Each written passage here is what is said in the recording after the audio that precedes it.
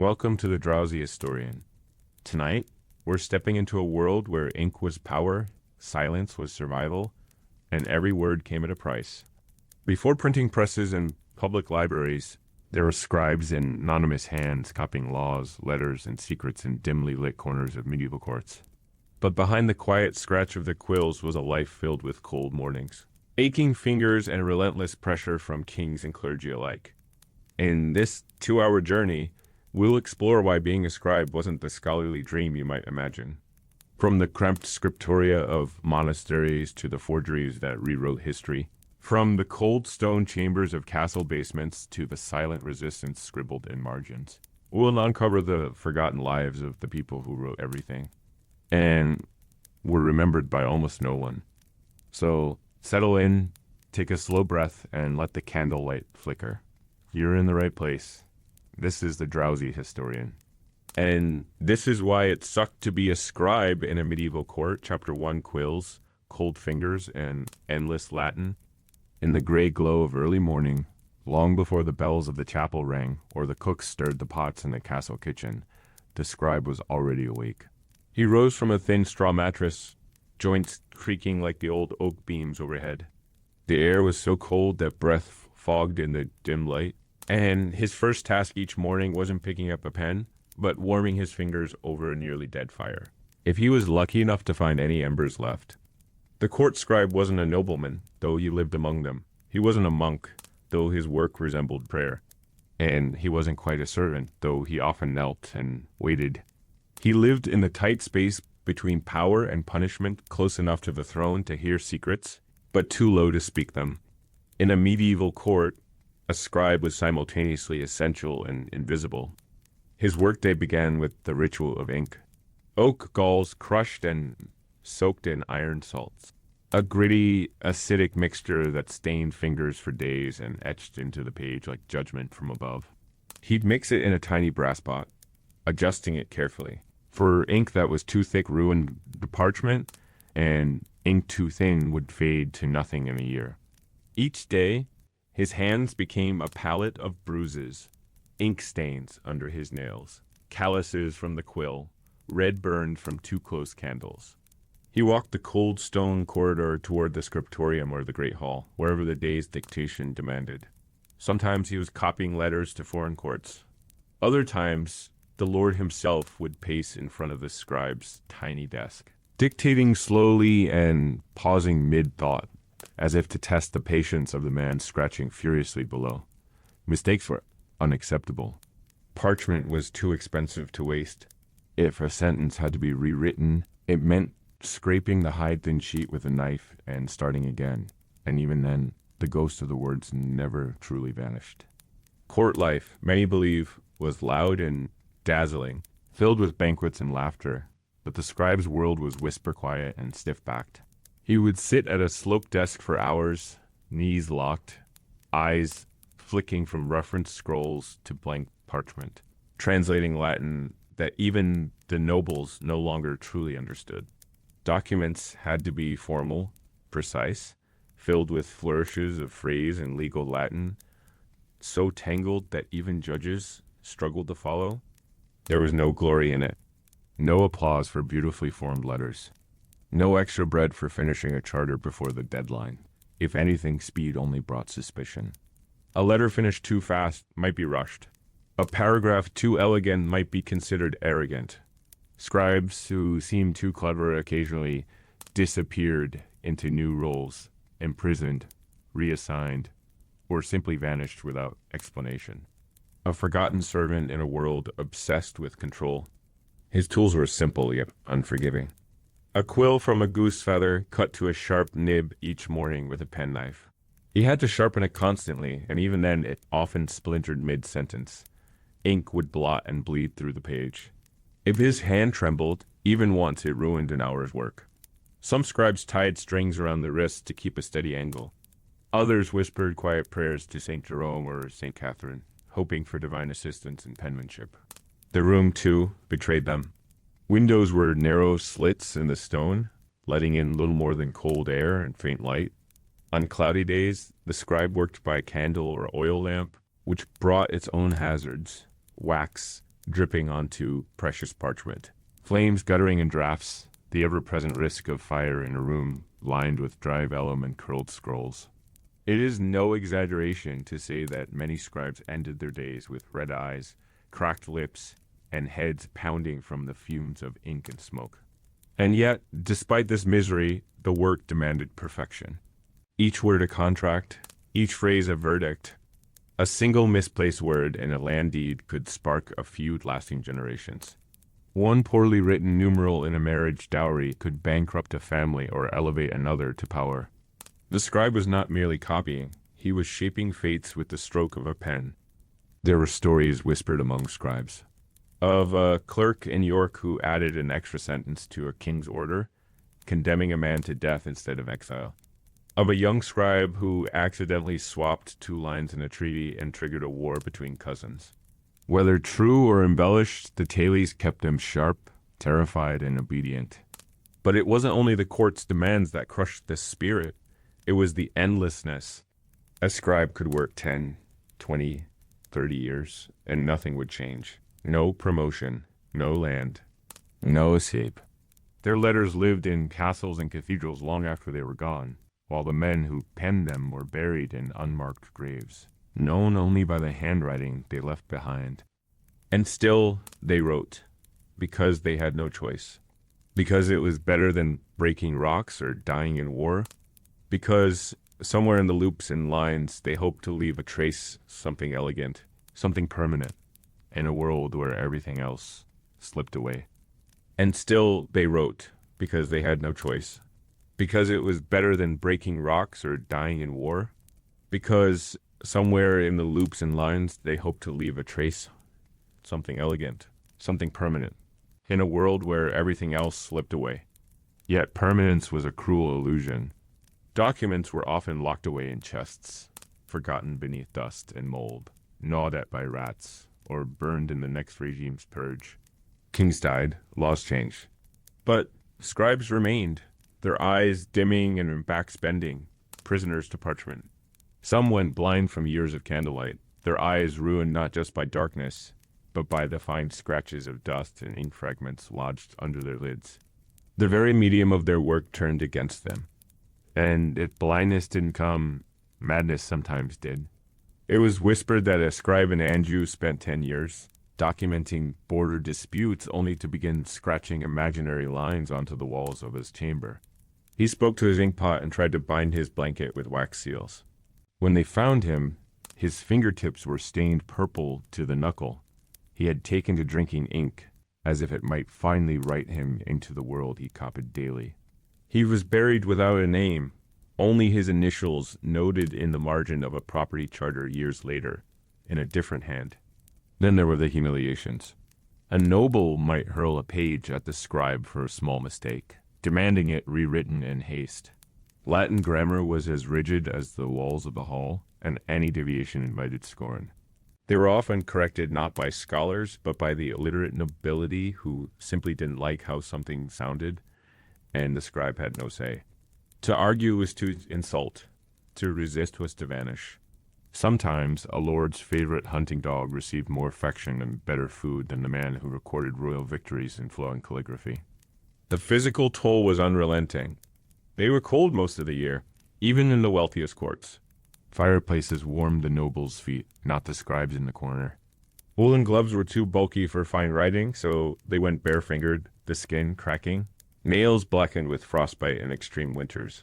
In warmer months, the problem wasn't cold, it was flies, humidity, and sweat.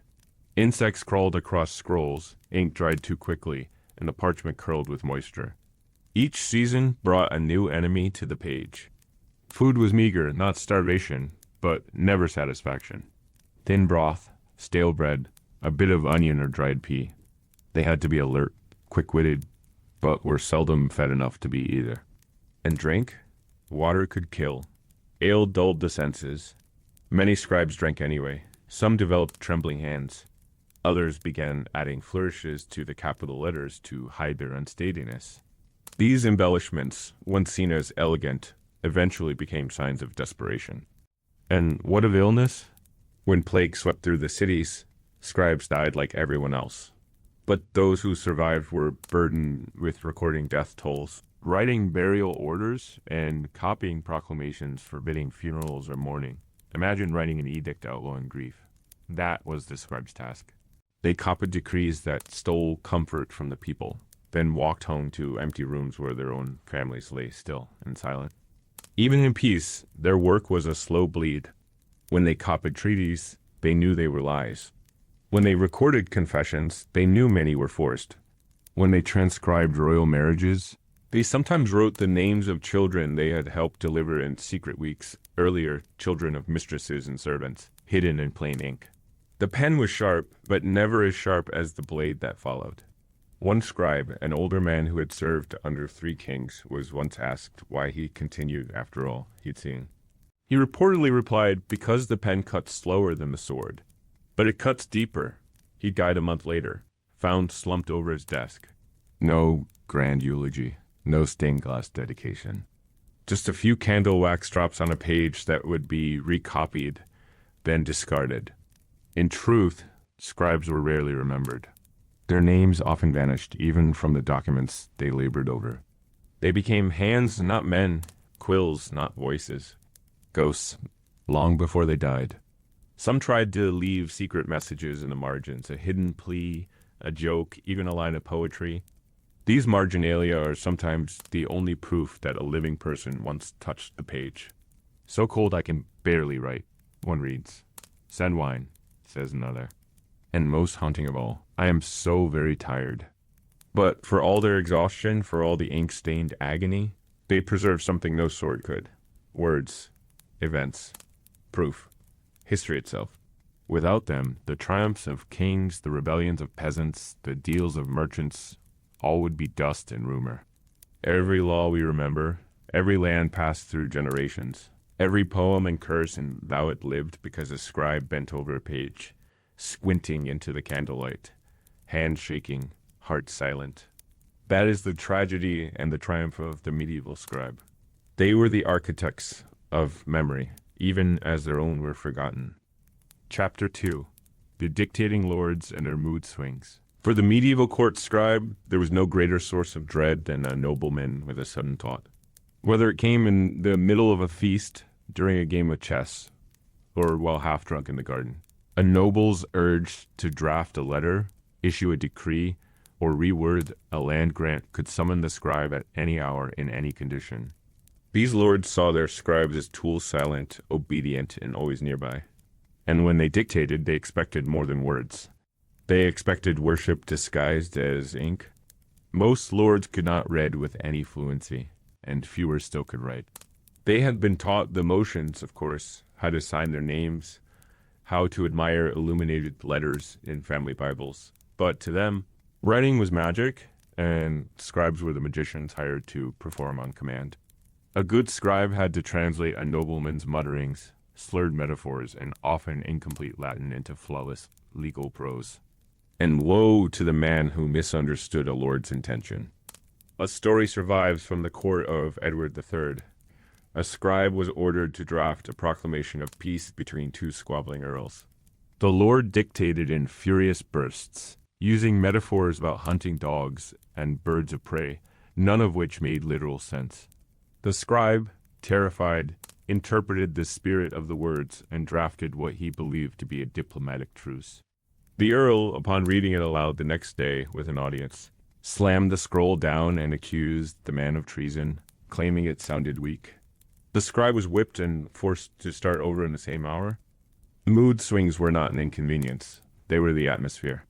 A scribe might find himself praised in the morning for elegant calligraphy and cursed by midday because the Lord had a headache and couldn't bear to hear Latin. These weren't ordinary tantrums. These were tantrums backed by armies, taxes, and gallows. A single slip of tone, one phrase that sounded too direct or not flattering enough, could result in the scribe's removal, sometimes by chains. The power imbalance was grotesque.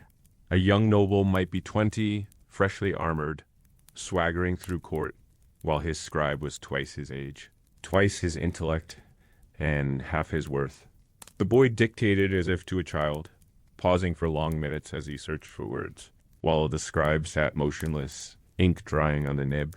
He was not allowed to sigh, not allowed to suggest, and certainly not allowed to laugh when the noble mangled Latin like bread soaked in wine. His role was to nod, absorb the nonsense, and make it sound royal. This constant pressure bred a unique form of paranoia. Scribes often kept duplicate copies of their drafts, some hidden, some altered, just in case their lords later claimed they had never ordered such a thing. A wise scribe learned early to date everything, annotate in small script, and never trust a lord's memory.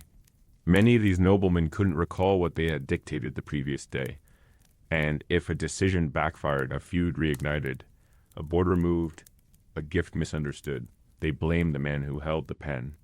Yet it wasn't just politics and property that lords dictated. They used scribes for personal grievances.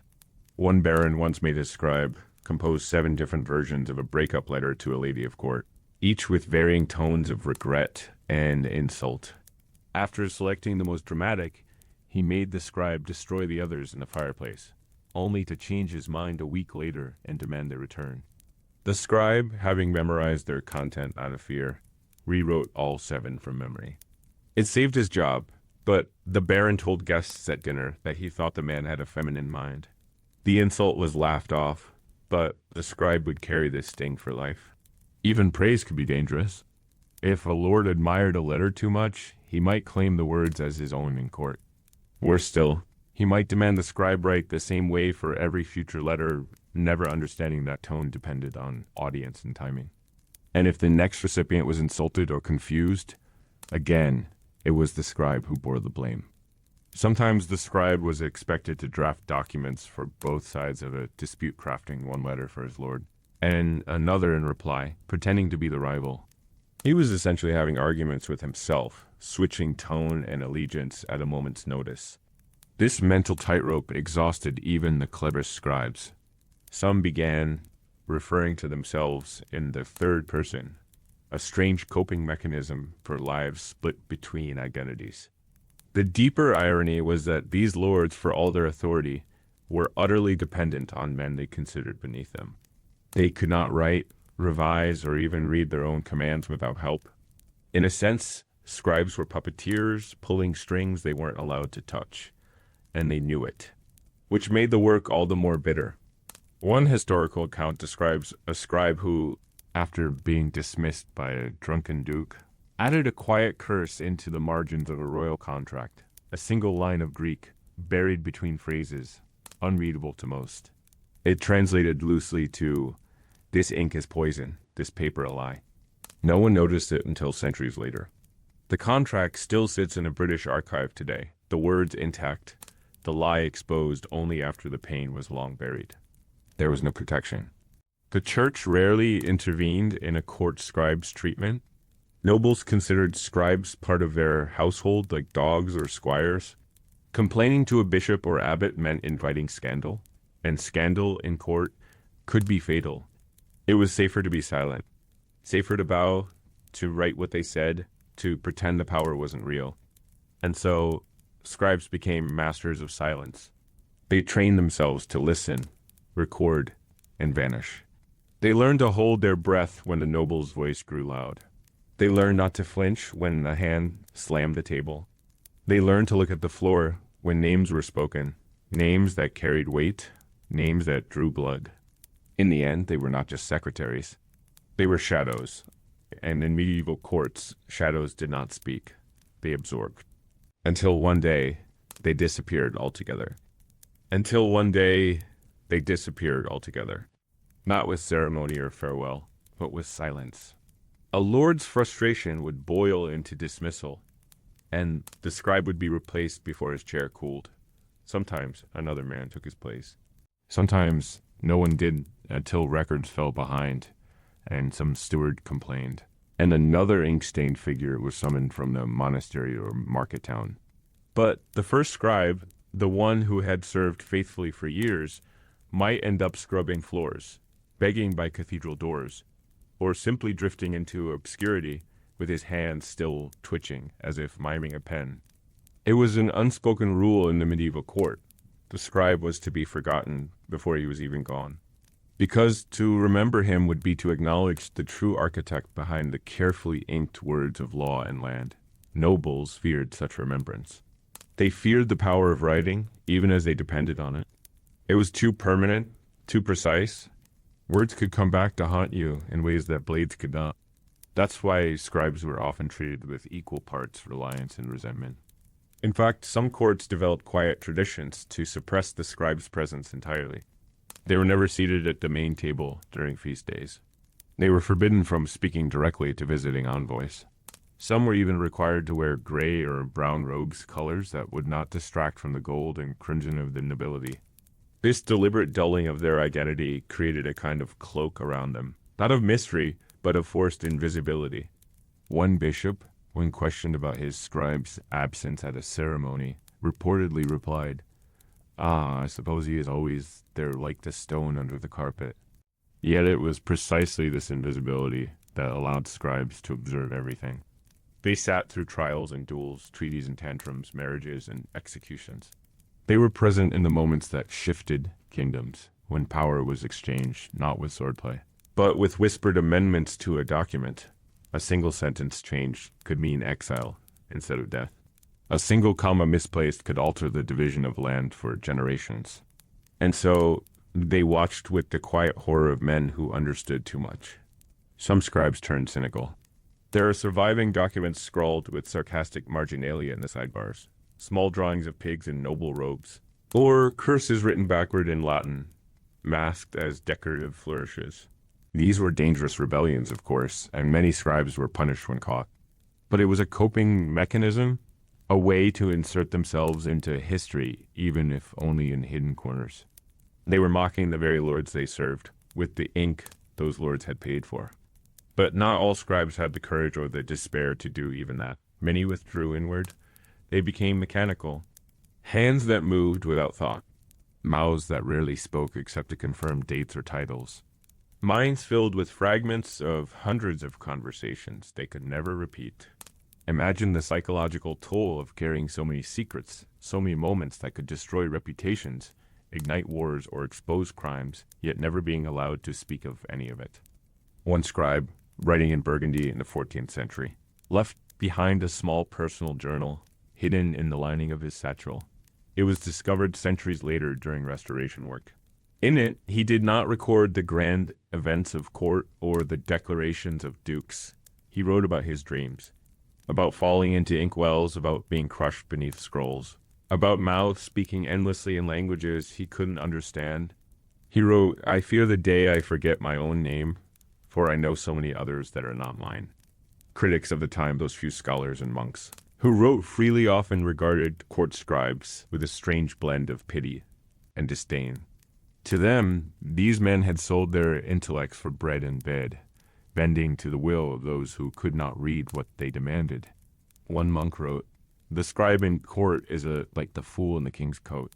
He wears the cloth of wisdom but dances to another's song." That criticism was harsh, but not entirely untrue. Many scribes hated themselves for their compliance, for the way they made cruelty legal with beautiful lettering, and cruelty was often the point. Some lords dictated punishments in elaborate language, relishing the poetry of pain. They wanted the order of execution to sound noble. They wanted rebellion crushed in phrases that rhymed.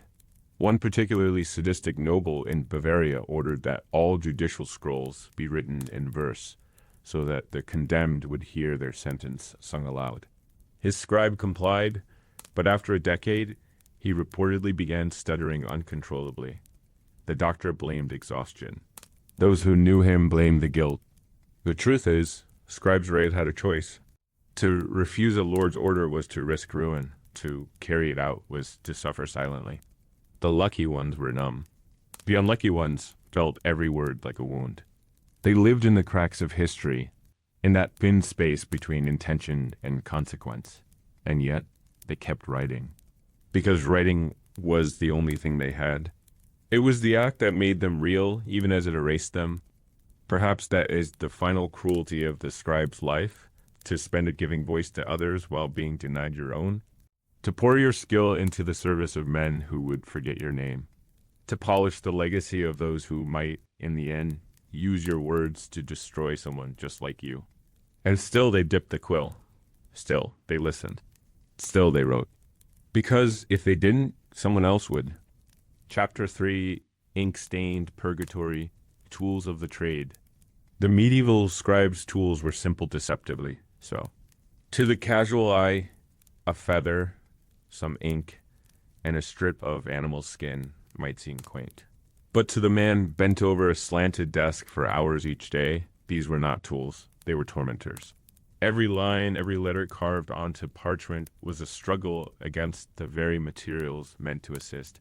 And in that struggle, the scribe waged an unending war with the page. It began with the quill. Taken from a goose, a swan, or even a crow, each feather had to be harvested at a precise angle and age. The left wing of a bird provided quills for right-handed scribes, the right wing for left-handers. This wasn't superstition, it was ergonomics born of agony. The shaft had to be boiled, hardened in hot sand, then cut by hand with a razor-sharp penknife. A poor cut meant a sloppy nib, and a sloppy nib meant blots, bleeding, or worse faint, inconsistent lines that had to be rewritten. Every morning, the scribe performed the same ritual. Test the quill, trim the nib, scratch practice strokes on discarded scraps of parchment. It was a meditation of sorts, but one that offered no peace. The pen dulled quickly, splintered often, and had to be reshaped with maddening regularity. No one else was allowed to sharpen it. This was the scribe's burden. A good quill might last half a day. A bad one, only a few paragraphs. The rhythm of writing was constantly interrupted by the scratch of the blade and the soft sigh of failure. Then came the ink. Most court scribes mixed their own. The recipes varied by region, guarded like family secrets, passed down from master to apprentice in hushed tones.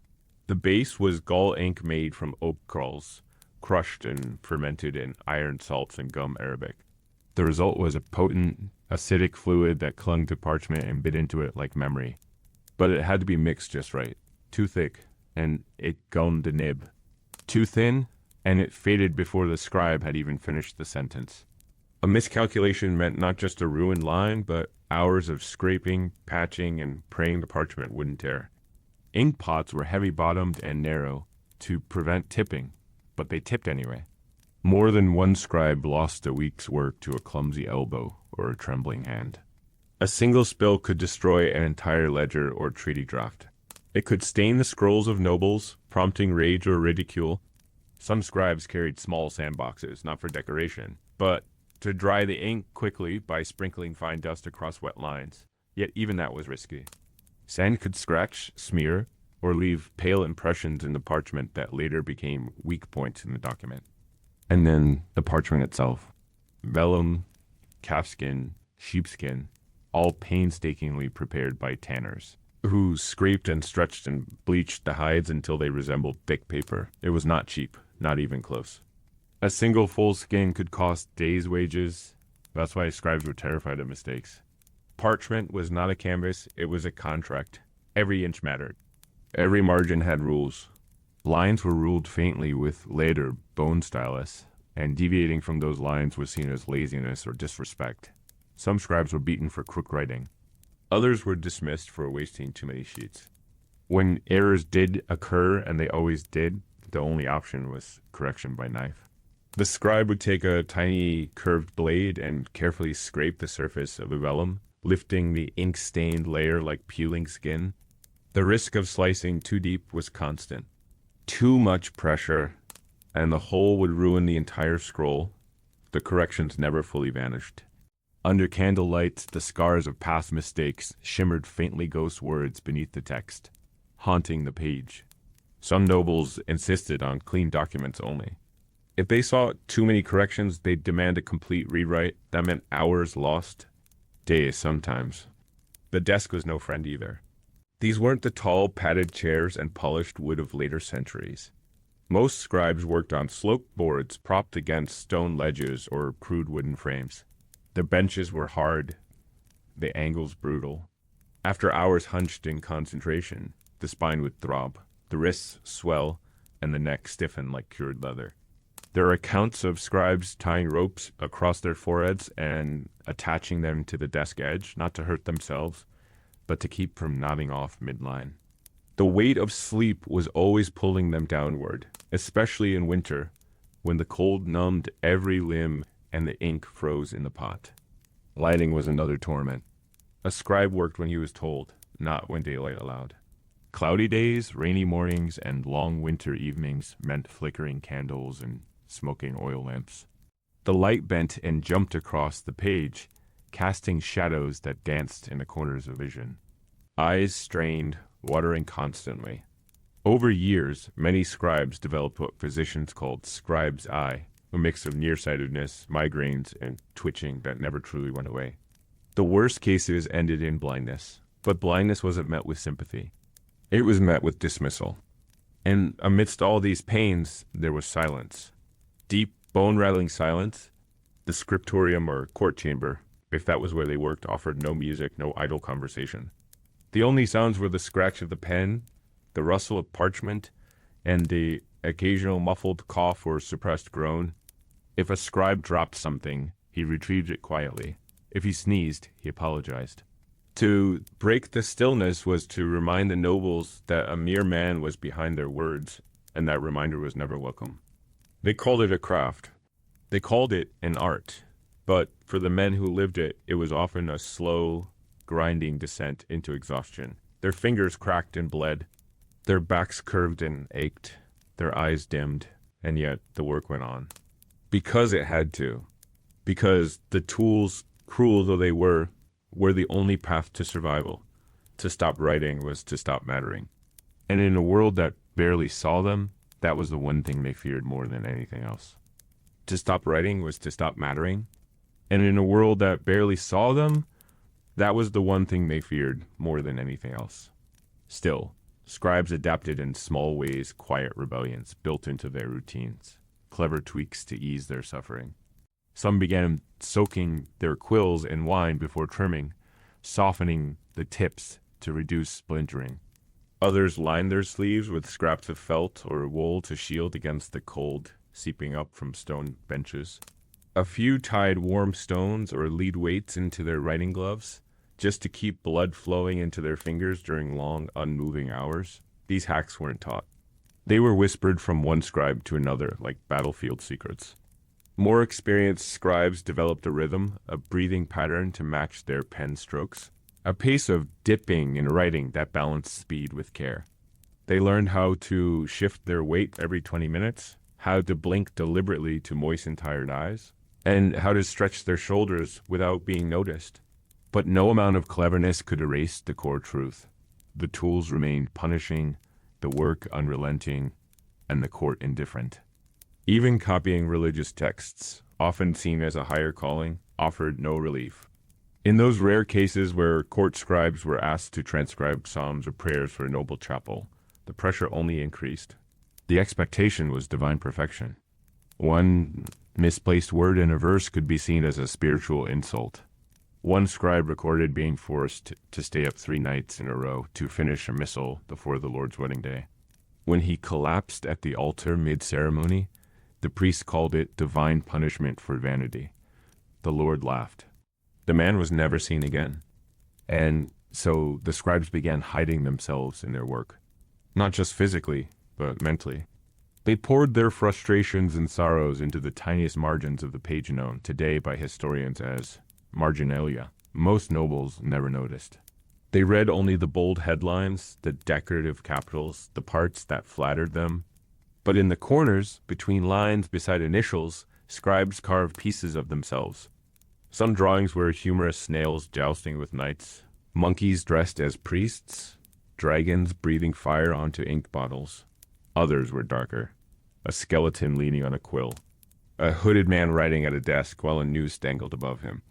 Tiny figures hunched like the scribe himself, drowning in waves of text. These images weren't decoration.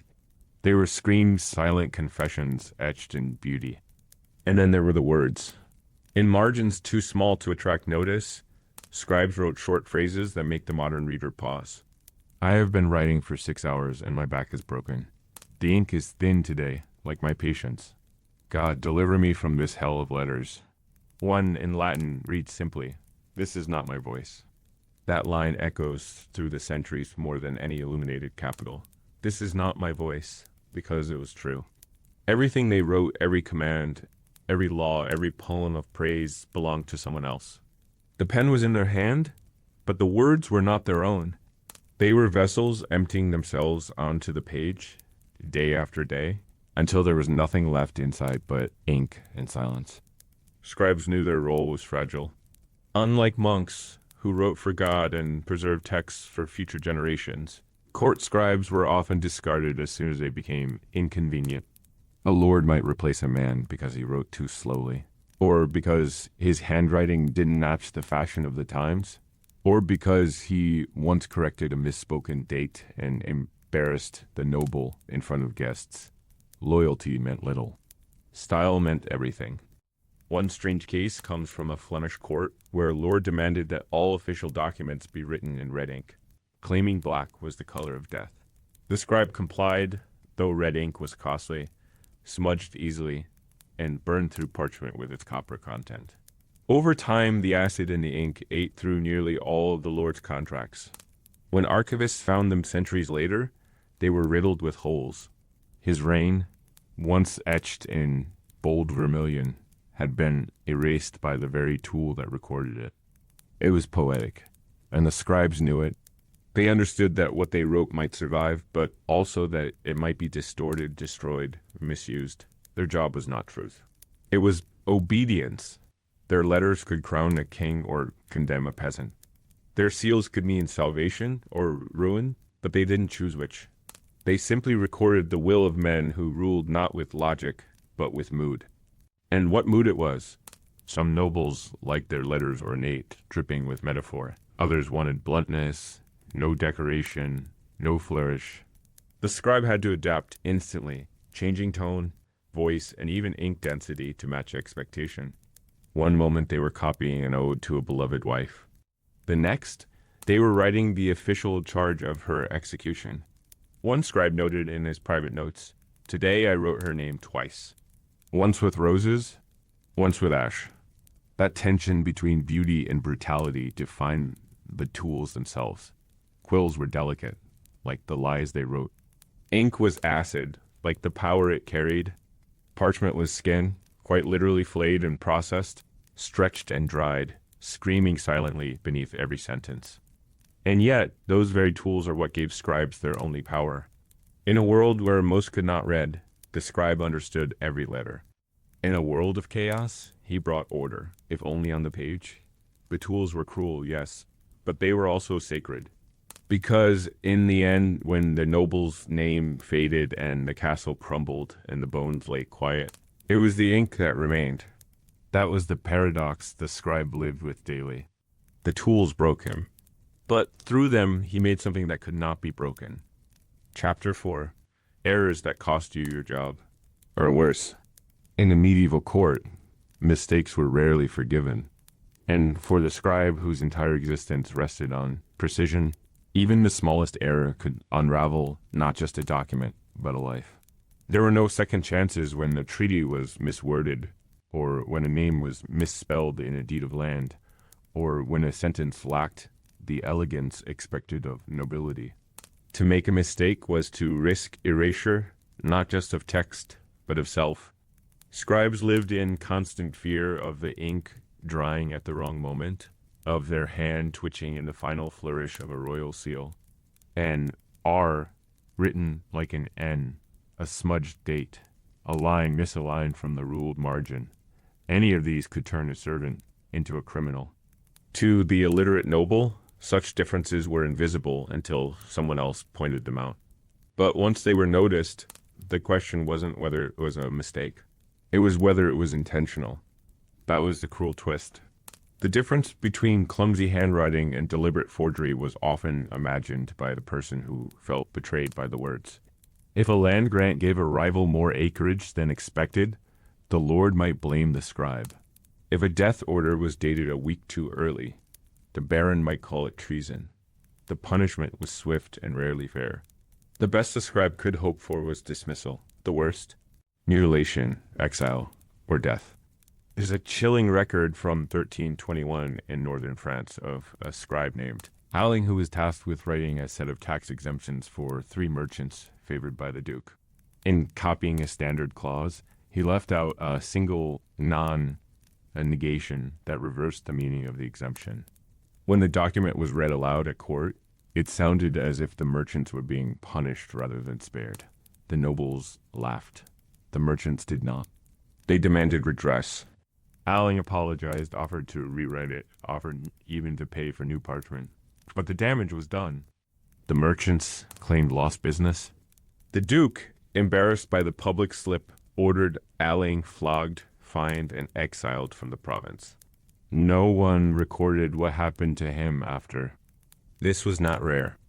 A scribe's mistake had real-world impact, and because their work often carried royal authority, their errors were treated not as slips, but as sabotage. Scribes could be accused of harboring political loyalties, of encoding secret messages, of shifting alliances with a misplaced seal. Some lords demanded their scribes take oaths of loyalty. Others rotated scribes regularly to prevent them from forming relationships with court factions. The anxiety this bred was unbearable. Scribes second-guessed every line they wrote. Some began copying documents, twice one version to deliver, another to keep hidden as a defense. Others became obsessive, counting every word aloud, checking letters against older scrolls, burning drafts so no one could accuse them of tampering later. And still, they erred. Because they were human, but in court, humanity was no shield. And the court was not the only danger. Clerics and monks, many of whom viewed lay scribes with suspicion, sometimes accused them of heresy if they mistranslated Latin. One wrongly declined verb in a biblical passage could be construed as doctrinal corruption. More than one court scribe was dragged before an ecclesiastical tribunal for what amounted to spelling mistakes.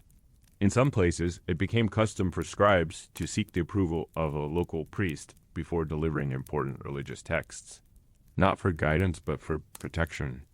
Some scribes tried to cover their errors with flourishes, turning a mistake into a decorative line, curling a blot into a border, darkening a faded word until it looked deliberate. But these tricks only worked if no one looked too closely. And when they failed, they made things worse. A correction seen was a correction question. If it looked too perfect, it was suspicious. If it looked too obvious, it was incompetent. There was no middle ground. There was only risk. In the German court record from 1380, a young scribe was caught altering the amount of silver owed in a mining agreement. He claimed it was a miscopy of a numeral. The original scroll had already been returned to the mine steward, so there was no way to prove his intent. The noble overseeing the deal suspected theft. The scribe's right hand was broken with a mallet in the square. He was forbidden to ever write again. He lived, if one can call it that, relegated to sweeping ashes in the castle's lowest hearthroom, where he could still hear the scratch of quills in the rooms above. There were other, quieter punishments. A scribe might be demoted to copying inventories, a mindless task of listing barrels and bolts of cloth. Some were reassigned to guard duty, humiliatingly forced to watch the very doors they once entered as respected clerks. Others found themselves reassigned to rural outposts, copying tax forms for villages where ink froze in the pots and no one knew their name. But worse than all of these was the punishment of being untrusted. A scribe who earned a reputation for mistakes, real or rumored, found himself shunned. No lord would hire him. No scholar would work beside him. His letters went unread, his voice unheard. He might as well have been mute. There was no recourse, no appeal. The only thing a scribe owned was his accuracy. And once that cracked, everything else crumbled with it. Scribes began developing coded notations in their margins, tiny marks, almost invisible, that showed when a draft had been verified. They created their own insurance policies, signals to fellow scribes that this line was checked, this date confirmed. It was a network of silent resistance, born not from defiance, but survival. They knew the system was unjust. But within it, they tried to stitch small safeguards. Their livelihood depended on it. They were walking a tightrope strung across a pit of punishment, carrying the weight of law in their ink-stained fingers. And the rope swayed with every word they wrote. Some scribes learned to balance with a grace that bordered on genius. Others fell. But a rare few, those hardened by court politics, betrayal, and long years of unacknowledged service, chose to lean into the instability. They learned to twist the ink, ever so slightly, to bend the truth just enough to survive. These were not traitors, not spies, but desperate craftsmen who realized that the very system that punished mistakes could be fooled, because most of the men in charge couldn't read what they were punishing. One infamous case passed through the scribal communities in whispers like a cautionary legend, told of a man in the service of a viscount who had a habit of changing his mind after documents were sealed. Instead of rewriting entire pages at great personal cost, the scribe began leaving strategic gaps between lines, just enough to squeeze in an alternative clause or date, should the viscount demand a revision. When questioned about the cramped writing, he claimed it was necessary due to a shortage of parchment. For 3 years, it worked, until one of the altered scrolls caused a legal contradiction in a land dispute. The opposing party brought the document before the regional court, arguing that its edits were too convenient, too deliberate. The handwriting matched, yes, but the ink was fresher in the amended portions. The scribe was brought in and interrogated under oath. He claimed it was copied from an older version, that the Lord himself had dictated it as such. The viscount denied everything.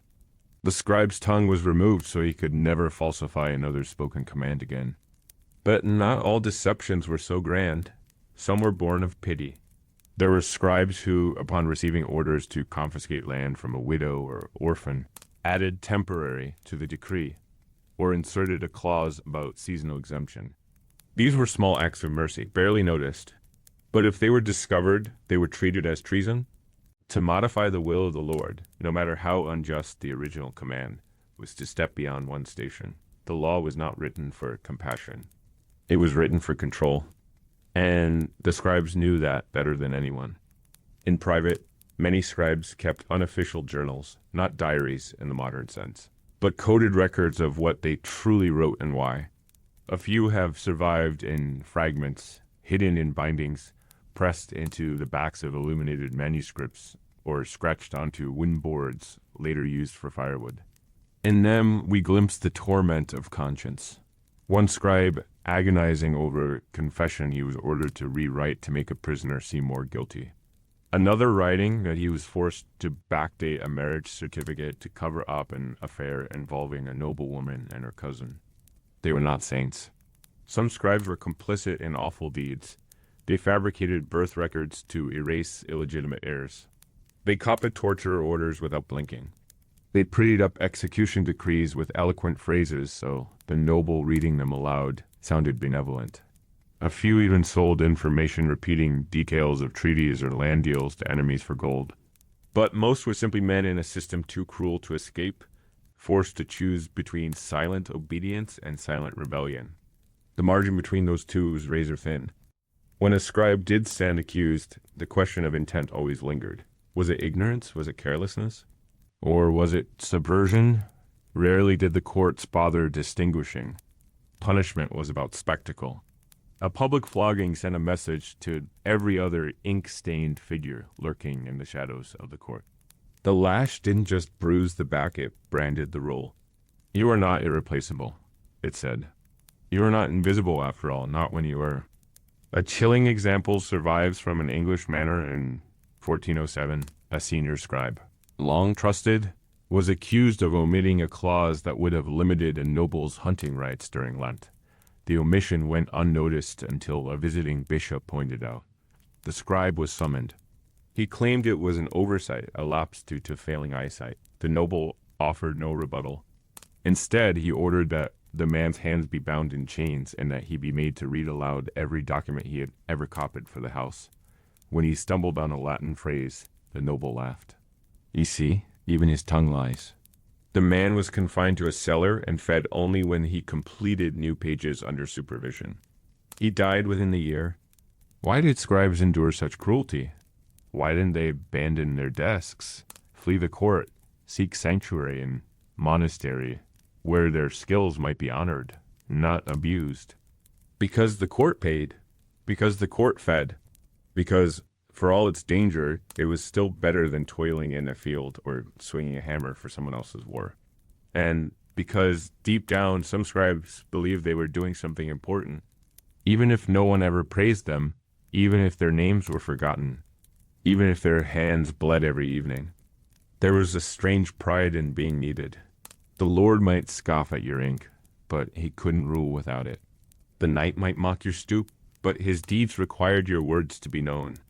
The laws might be unjust, but without your lines, they would be chaos. It was a fragile power, invisible and easily shattered, but it was power nonetheless. And so they risked it every day, every letter. They held their breath with each word, hoping the ink would dry smooth, the date be correct, the phrasing not too bold, not too meek, not too strange, because the alternative was silence. And in the medieval world, silence was not peace, it was erasure. In the end, the scribe's greatest fear was not punishment. It was becoming unread. Because to be unread was to be as good as unwritten. Chapter 5, Backbreaking Work and Blurred Vision. Long before their hands failed or their minds wandered, the first thing to break in a court scribe was the body. The posture required to write cleanly, the stillness demanded for hours at a time. The cramped spaces they worked in, none of it was designed with comfort or health in mind. It was a slow deterioration, one that unfolded inch by inch over years, leaving men twisted, weary, and half-blind long before their time. There was no retirement for the broken, only replacement. The writing desk was both the scribe's tool and his trap. Many were no more than angled planks propped on rickety legs or stone benches.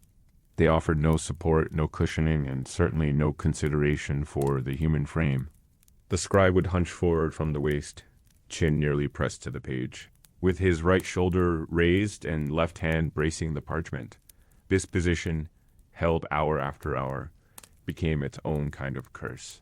Over time, their backs curved unnaturally, the spine compressing with silent fury.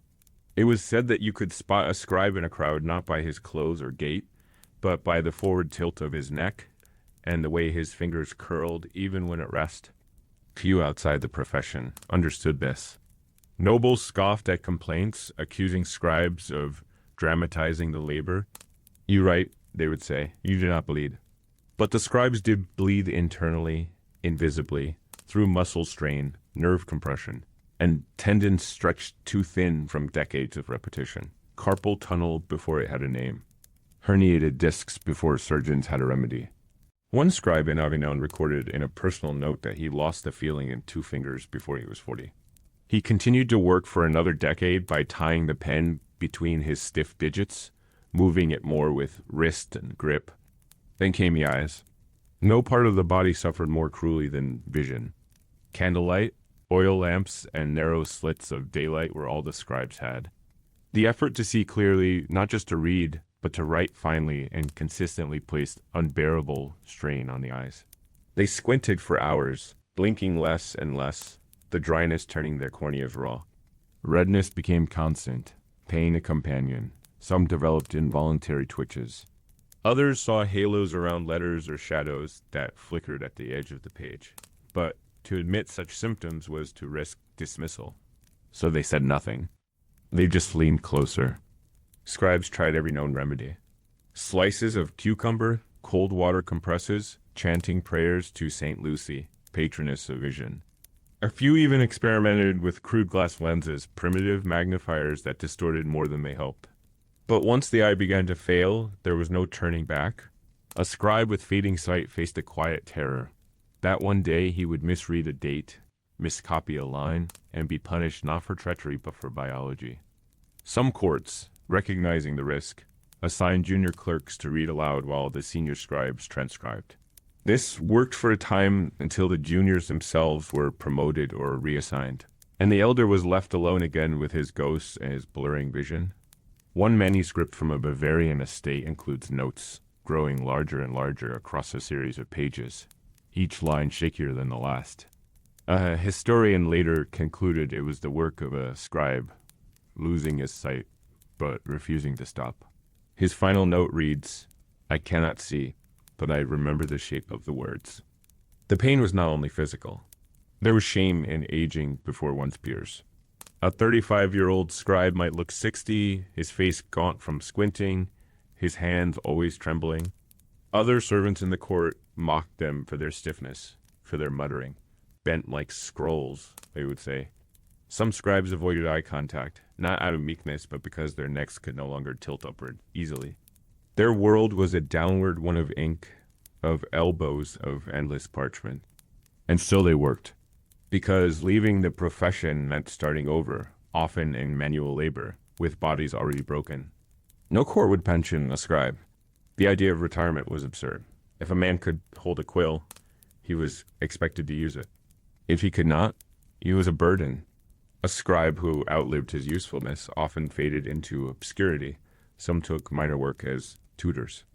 Others wandered to monasteries, begging to be allowed to copy psalms in exchange for food and a bed. But the competition was fierce, and monks favored their own. There are stories too many to ignore of former scribes turning up in poorhouses, sleeping under carts in city alleys, blind and mumbling, hands still curling reflexively, as if gripping an invisible pen. In one Italian account, a monk wrote of visiting a sick house and finding an old man tracing letters onto the blanket covering his legs. When I asked what he wrote, the monk recalled, he said, "The name of the king, so I will not be forgotten." These were not isolated tragedies. They were part of the cycle: use, decline, discard. The nobility did not notice. Or if they did not care. As long as the records arrived on time, as long as the calligraphy remained elegant, the scribe's suffering remained hidden behind the page. And for many scribes, there was a bitter pride in that, in knowing that their pain had produced something permanent, something legible, even as their own bodies dissolved into unreadable ruin. They came to accept the toll. Like soldiers with scars, they saw their bent backs and strained eyes as proof of service. Not honored service, never that, but enduring. The kind that survived quietly, without medals, without applause, in the corners of castles and the margins of history. And in that silence, and that slouching perseverance was something almost heroic. Not in the grand sense, but in the way that any man who endures pain without recognition can be called heroic. They did not choose glory. They chose duty. And they paid for it with every letter they ever wrote. They did not choose glory. They chose duty. And they paid for it with every letter they ever wrote. But even the most stoic scribe needed something to hold on to, something to make the pain bearable, the days less crushing. Over time, many developed personal rituals, not out of superstition, but survival. Some began each morning with a whispered prayer, not to saints, but to the tools themselves. A nod to the quill, a tap on the ink pot, a tracing of the parchment's edge like a charm. These gestures helped frame the day. They turned monotonous labor into something almost sacred, even if no god was listening. Others relied on structure. The rhythm of the day was divided not by clocks, but by candles. One candle's burn marked a passage of writing. Two, a section completed. They measured success not by pages filled, but by how many times they didn't have to stand to stretch their legs or rub their eyes. A good day meant not dropping the quill once. A great day meant finishing a scroll before the wax ran out. Some clung to companionship. Scribes rarely worked completely alone. In courts large enough to require multiple hands, they formed quiet, wordless bonds. A nod across the room meant "I see you." A passing of the sharpening knife was a gesture of trust. When the room was cold, they shared coals. When the ink was bad, they swapped mixtures.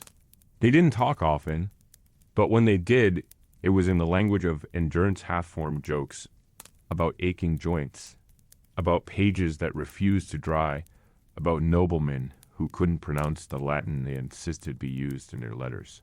One touching account from a Hungarian archive tells of two scribes, both aging, both half-blind, who devised a system to help each other finish their work. One could still see well enough to rule the lines. The other had steadier hands. They sat side by side, dividing tasks, silently adjusting for one another's growing frailty. When one of them died, the other wrote nothing for 7 days. When he returned, his handwriting had changed completely, as if half his skill had vanished with his friend. In such quiet alliances, there was comfort. It was perhaps the only place scribes found kinship. No one else in court understood what they endured. Servants looked down on them for their fragility. Knights mocked their stoop. Nobles saw them as parchment-producing machines. Even clergy often dismissed them, unless they were copying scripture. But another scribe, he understood everything in a single glance. The ink stains, the red eyes, the limp. That unspoken brotherhood mattered more than most would ever know. Still, coping did not mean healing. Their bodies continued to degrade. Some scribes tied cloths soaked in vinegar around their wrists, believing it would prevent swelling. Others carried herbs, sage, rosemary, even poppy petals stuffed into their collars or crushed in tiny leather pouches. The more desperate ones sought out healers, apothecaries, and folk doctors, looking for salves to numb the fire in their joints. Nothing worked for long.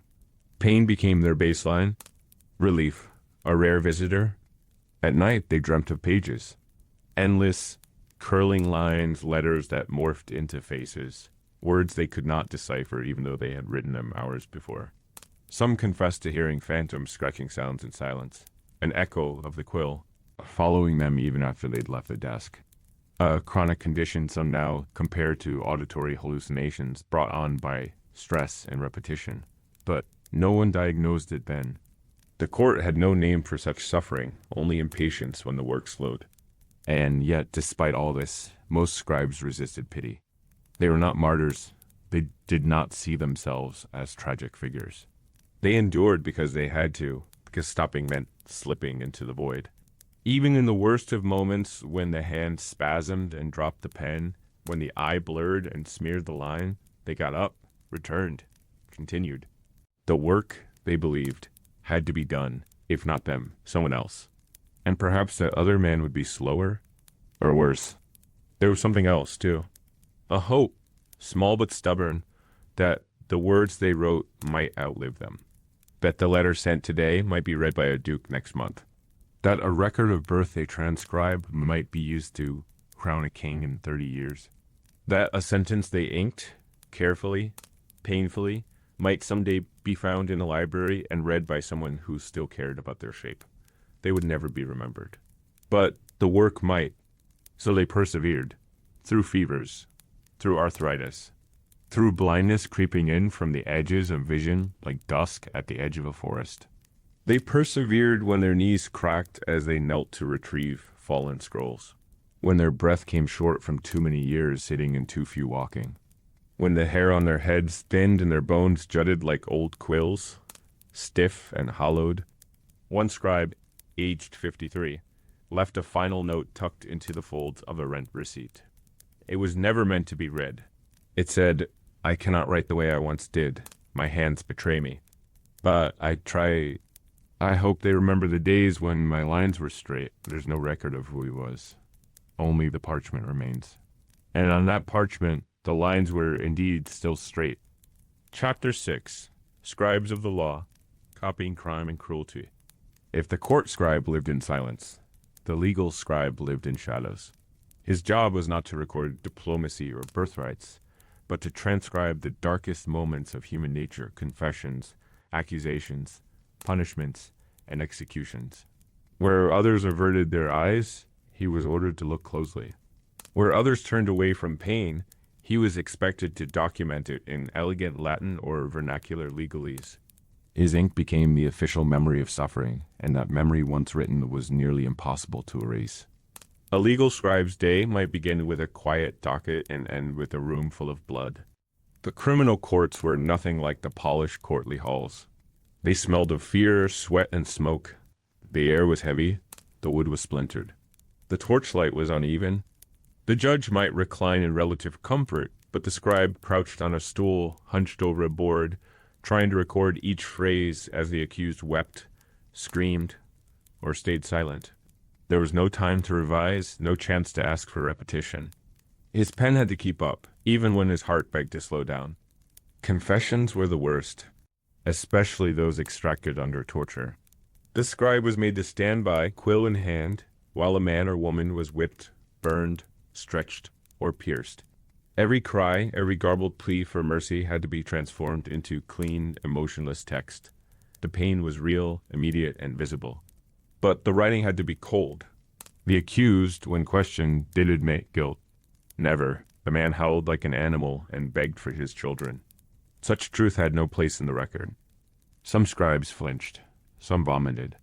A few ran, refusing to return, but most stayed, because leaving meant disgrace or worse. The law expected its servants to be indifferent, and so they learned to be, or they pretended. One scribe in Ghent was said to have carried a piece of cloth in his sleeve soaked in lavender oil. He would hold it to his nose during executions, not to block the stench of death, but to separate himself from the moment, something floral, soft, from another world. The words mattered more than the people. Once inked, a confession became a fact, regardless of how it was obtained. The law had no mechanism for mercy in the margins. If a scribe hesitated or altered the wording, he could be accused of interfering with justice. There were stories of scribes being punished for making a criminal sound too human, too poetic, too repentant, too much like someone worth saving. But what choice did they have? They had to keep writing, had to keep copying the rhythms of misery, day after day. Case after case. Thieves, adulterers, heretics, blasphemers, murderers, real or imagined, guilty or not. Sometimes the crimes were so the scribe could barely believe them. A woman charged with sorcery because her neighbor's cow miscarried. A beggar accused of sedition because he mumbled during a feast. A child beaten for speaking out of turn to a knight. And always the scribe wrote it down. Not because he believed it, but because that was the job. Because if he didn't, someone else would, and they might be less careful, less precise, less inclined to leave the space between the lines where truth might one day be glimpsed. Some scribes began to insert those truths, quietly, carefully, a slightly altered adjective, a passive verb. The accused was said to be unruly, instead of the accused confessed in fury. These subtle linguistic shifts mattered. They softened blame. They invited future readers to question the judgment. It was the only weapon the scribe had not to overturn the verdict, but to plant doubt. Other scribes went further. They scratched symbols into the parchment margin, tiny signs, invisible to most. A pair of dots beside a name might mean the scribe believed the prisoner was innocent. A faded underline could mark a phrase dictated through torture. These symbols were never taught. They passed from hand to hand, scribe to scribe, like secret prayers. A code within a code. Still, it was dangerous work. The legal system had no patience for conscience. Judges could order scribes flogged for deliberate obstruction. One record from a Castilian tribunal details a scribe who refused to write a statement after a young girl collapsed during questioning. He argued the session should be paused. The judge disagreed. The girl died that evening. The scribe was stripped of his post and publicly declared unfit for service. His name appears in no further records. Only a hastily scratched note in the margin of her confession remains. She was only a child. Such moments broke even the hardest men. Some legal scribes went mad. They would begin muttering legal phrases in their sleep, repeating names of the condemned. One was found in a tavern, scratching invisible letters into the table with his fingernail. Another refused to speak for years, communicating only by writing, until he lost the ability to do even that.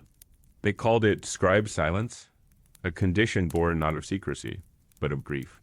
Yet most endured. They had to. They learned to compartmentalize, to treat the scroll like a stage, the ink like makeup, the events like plays whose outcomes were already written. They stopped asking questions. They focused on the lines. They taught themselves to admire the spacing of letters rather than the content. And over time, they forgot to feel. This, too, was a tragedy. Not the loss of life around them, but the loss of their own humanity. For every page they copied, another layer peeled away, until the only part left was the hand, the quill, the parchment, and the silence. And the silence, that was the most haunting part of it all. A legal scribe bore witness to more human pain than most soldiers or priests. He heard the wails of the accused, the curses of the condemned, the trembling voices of those begging for mercy. And yet, he responded to none of them. He wrote, he recorded. He turned raw suffering to ink-stained lines on parchment. His role was not to feel. His role was to transcribe. But feelings crept in, no matter how deep they were buried. Some scribes developed subtle tics, drumming their fingers in rhythm with torture sessions, as if keeping time could make it less real. Others found themselves crying at night, though they couldn't say why. There was a strange guilt in it, as if the tears were unearned, as if the real pain belonged only to those on the other side of the bench. One scribe confessed, in a letter never sent, "I have seen 100 men die. None deserved what they got. But I gave them the only gravestone they'll ever have, my handwriting." That handwriting mattered more than many realized. In a time when the spoken word disappeared into wind, only the written word remained. If a scribe chose to record that a man confessed in full, then the man had confessed. If he noted that the accused resisted violently, then resistance became part of the legal truth. There were no scribes watching the scribes, no auditors, no independent clerks. The judge might dictate the spirit of the record, but the scribe dictated the letter of it. In that gap, wide or narrow, lived a whole weight of justice. And so some scribes began to rebel, not loudly, but quietly, word by word. They minimized confessions. They emphasized torture. They transcribed sobbing as silence, and silence as resolve. One daring scribe in Bohemia added a line to a heretic's record that read, "He asked only for bread and water, and to see the sky." The line did not change the verdict. But centuries later, that phrase helped historians reevaluate the case as an act of political convenience, not religious rebellion. The scribe had preserved something no witness could, a fragment of humanity. But not all legal scribes were quietly noble. Some became callous. A few even enjoyed their workmen who liked the power of the pen, who took pleasure in being the final interpreter of another person's fate. They added flourishes to signatures, enjoyed the sound of their own voice reading death orders aloud, insisted on correcting the Latin last wills, as if grammar could purify injustice. These men rose fast. Judges liked scribes who didn't question. They became fixtures of the tribunal, known by their ink-stained fingers and perfectly balanced lines. No blood touched their robes, but their words killed all the same. There were others who straddled the line. Men who didn't enjoy the cruelty, but didn't resist it either. They rationalized their place as observers, not participants. They convinced themselves that they weren't responsible for what the page was used for. They were only writing what they were told. These were the majority, one's history would overlook. Neither martyrs nor monsters, just men doing jobs they didn't believe in, for money they barely survived on. And yet, even among these middlemen, moments broke through. A phrase that lingered too long. A prisoner's eyes that wouldn't leave them. A word that echoed for weeks. Some scribes recorded these echoes in personal scrolls, tucked away in forgotten archives. "She did not scream," one note reads. He held his child's name in his mouth as they bound his arms. These were not official lines. These were acts of contrition. Words not meant for law, but for memory. Of course, memory was dangerous. The legal system depended on forgetting, on burying the pain beneath layers of formal language. If scribes remembered too much, they became liabilities. A few vanished after speaking out, even gently, about a sentence too harsh or a confession too fast. The court called it reassignment. The scribes knew better. There was no one to mourn them. Scribes lived alone, died alone, and were replaced without pause. Their benches were worn smooth by centuries of backs, their desks scarred with knife marks, initials, and spilled wax. Their pages collected in chests, bound with leather straps, thrown into archives where damp and rot waited like scavengers. And yet those pages survived. When kingdoms fell, when cities burned, when names faded from headstones, the records remained. Not always intact, not always accurate, but enough to tell a story, enough to prove that something happened, that someone stood there, accused and condemned, and someone else stood behind the desk, writing it all down. That legacy is complicated. Some modern scholars argue that the scribes were complicit in cruelty, that they enabled injustice, that their quiet obedience made horror possible. Others say the opposite, that scribes were the first historians, the first archivists of pain, ensuring that no one could say, "It never happened." Perhaps both are true. What cannot be denied is the cost. The cost of writing those records day after day with no space for grief, no room for doubt. The cost of turning people into paperwork, of seeing humanity reduced to parchment, and knowing that you were the one who made it so. Chapter 7, Court Intrigue and Dangerous Secrets. If scribes were supposed to be silent tools, invisible beneath the weight of their work, the reality was far more dangerous. In royal and noble courts, information was currency. And the scribe, quiet, attentive, always present, became a reluctant banker. He heard what others missed. He read letters before they were sealed. He copied treaties, love notes, death warrants. He was not a participant in the game of power, but he was seated at the very edge of the board, seeing every move. Court intrigue did not happen loudly. It unfolded in glances, pauses, phrases that meant more than they said. Nobles spoke with layers. A word like regret could mean insult. A phrase like faithful ally could mean enemy. And the scribe, tasked with transcribing it all, learned to listen with suspicion. He had to. A misinterpreted line might doom a man or reveal something no one was meant to notice. Over time, the clever scribes adapted. They memorized voices. Not just the words, but the tones, how a duke whispered when lying, how a baron chuckled when nervous. They could tell when a speech was rehearsed, when a dictate was masking panic. They became walking libraries of intention, and that made them dangerous. Some scribes tried to remain neutral.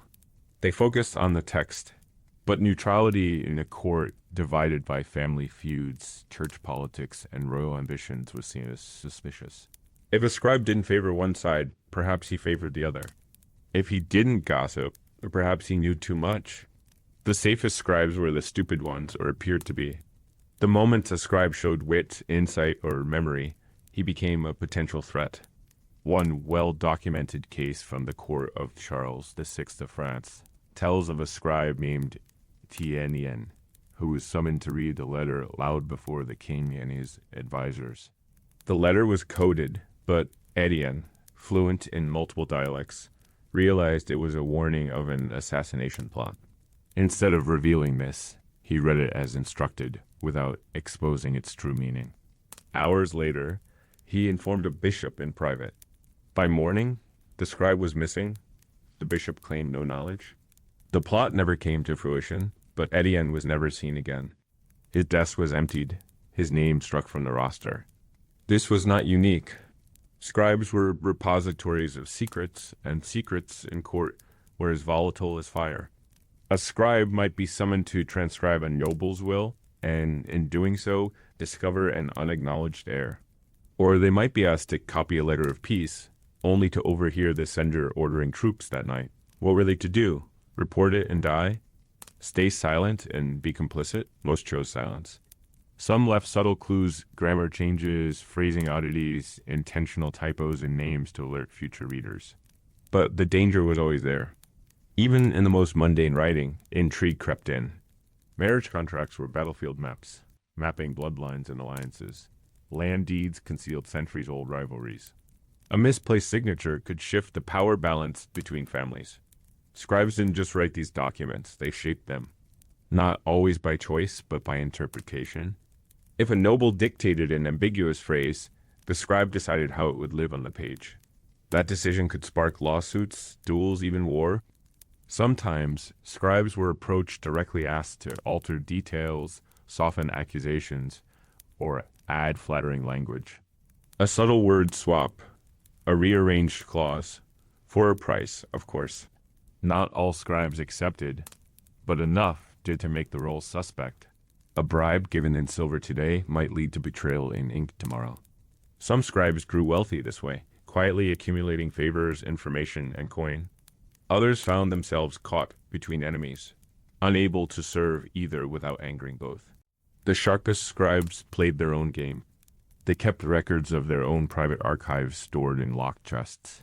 Coded notes in the margins, copies of documents that no longer existed. These weren't hoarded out of vanity. They were weapons, insurance, leverage. If ever a noble turned on them, they had proof that could undo a marriage, expose a debt, unravel an alliance. Few ever used it. But knowing it was there gave them a thin illusion of safety. And sometimes that illusion failed. One story from the English court speaks of a scribe who discovered a duke's secret pact with the French crown. He told no one, but the duke's steward found him copying the letter one evening, making a duplicate. The next day, the scribe was promoted, given a private office, better food, more pay. 2 weeks later, his body was pulled from the Thames. His office had already been reassigned. The official explanation was suicide. There was no room for error in this world. A careless glance during a negotiation, a raised brow at a poorly hidden affair, even a pause during dictation could mean suspicion. And in the medieval court, suspicion was almost as deadly as proof. Scribes began to live in constant awareness of their posture, their expressions, their pace of writing. Some trained themselves to write with one hand and hide messages with the other. Others practiced mirror writing backward scripts that could only be read in reflection. It took a toll. The mental strain was immense. Some scribes lost themselves in the web of secrets. They began to doubt everyone, even themselves. They second-guessed every sentence, every correction. They slept lightly, if at all, always wondering if tonight's order to rewrite a letter was a trap.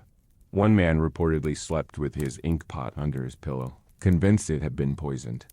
And yet the work went on because scribes were needed. Because they were the only ones who could both read and be trusted, at least enough to finish the task. They were pulled into the very heart of intrigue, and yet could never claim a role. They shaped history and were denied a voice. In the margins of one anonymous treaty, scrawled beneath the ornate script, a scribe wrote, "The blade cuts faster, but the pen strikes deeper, and I bleed alone." I bleed alone, the scribe had written. It wasn't poetry. It was fact. No one else carried what he carried. The noble might speak the words. The knight might enforce them. But it was the scribe who made them real, who gave them form and permanence. And in courts riddled with ambition, betrayal, and suspicion, permanence was a dangerous gift. Secrets were the currency of medieval politics, and scribes, though never invited to spend them, were forced to hold them all. Some secrets were harmless. An affair between cousins, a forged ancestry record, a bribe quietly paid to the kitchen steward. Others were lethal, hidden alliances, assassination orders. Royal legitimacies undone by a single date on a birth record.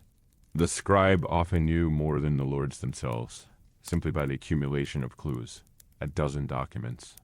A few overheard corrections, a signature seen at the wrong time. Put together, they formed a truth the court was never meant to see. And if a scribe saw too much, he became a liability. There were ways the court handled that. Some nobles paid off their scribes handsomely to buy loyalty. Others paid in fear, threatening the scribe's family, confiscating property, or stationing guards near the scriptorium doors. A scribe could live for years under the illusion of respect, only to discover too late that his every movement had been watched, that the gentle conversation with a steward had been reported, that the second draft he thought he had destroyed had been found. The scribes responded with silence, or with caution so refined it became instinct. They stopped making eye contact. They stopped asking questions. They never brought up previous letters, even when the new one contradicted the old. They adopted selective memory. "I write what is dictated," they would say. Nothing more. But that wasn't true. Every scribe remembered. Their minds were trained to retain detail, to hear tone, to store phrases. Forgetting wasn't in their nature, which meant they lived in constant risk of being exposed, not just by others, but by themselves. And some scribes did break. One in particular, a Flemish man named Roland, was pulled into a power struggle between two rival houses. Both demanded he copy documents, implicating the other in treason. Both claimed to have royal authority. Roland, caught in the middle, altered nothing. He copied each letter exactly as dictated and sealed them as instructed. Days later, both documents were presented to the king. Neither house was punished. Roland was. He had facilitated confusion, the court claimed. His pen had served two masters. He was imprisoned, interrogated, and eventually released, but stripped of his right to serve as a royal scribe. A year later, he was found working as a record keeper in a merchant guild, broken in voice and hand. He never wrote another line. And then there were those scribes who, despite every risk, chose to interfere. They forged signatures. They leaked copies. They altered details in ways they believed might prevent war, save a family, protect a child. Some were caught. Some weren't. Most left no record. Except in the rare moments when a later scholar finds a discrepancy, a wrong date, a title misspelled, a clause that makes no legal sense. These errors are sometimes dismissed as incompetence, but in a few cases, they may have been acts of conscience. Because beneath the ink, beneath the silence, many scribes were still men trying to survive a world that used them but never truly saw them. They were the eyes and ears of court, but without a mouth. They were trusted enough to carry king's words, but not trusted enough to speak their own. Their value lay in their invisibility, and the moment they stepped beyond that, they were reminded just how replaceable they were. And so some scribes began to leave sign, not just marginalia, but deliberate imprints. They developed subtle symbols in their lettering, ways of tagging their work without names. A particular curve on a capital G, a flourish under the final line, a specific spacing between lines of poetry. These were not vanity marks, they were footprints, proof that they had existed, that they had been there, that someone had held the pen. One manuscript, now housed in a Florentine archive, contains a curious sequence of markings across several documents spanning 30 years. The script is consistent, but no name is ever attached. Yet in each document, there is a small cross-like symbol etched into the margin, always at the same angle, always near the bottom right corner. Some believe it was the signature of a scribe who had served multiple lords, survived multiple purges and refused to let his work. Vanity. The ink fades, the page stains, but the mark remains. For those scribes who lived long enough, paranoia became a survival tool. They learned to anticipate the needs of their lords, to flatter without flattery, to include ambiguity when certainty might later turn dangerous. They studied not just language, but psychology. They could tell when a noble's mood had soured. They knew which words calmed which tempers. They knew when a request for a draft was really a test and when it was a trap. Some took no sides. Others picked carefully. A few scribes secretly worked for the church or rival kingdoms, slipping coded messages between scrolls, altering one name in a list, omitting a sentence that could change a border. These were the exception. But they existed, and they reminded everyone that the pen was not just a tool, it was a weapon. Silent, sharp, and often the only one that mattered. For the scribe, there was no glory, no honor, no parade. But there was power, quiet, invisible, and terrifying. And sometimes that was enough. Chapter 8, From Parchment to Politics, when scribes took sides. For centuries, the scribe was expected to be neutral, a hand without a voice, a servant without allegiance. But courts were not built on neutrality. They ran on rivalry, ambition, and blood. And sooner or later, the scribe would be pulled into that current, forced to choose a side, not always by desire, sometimes by necessity, sometimes by fear.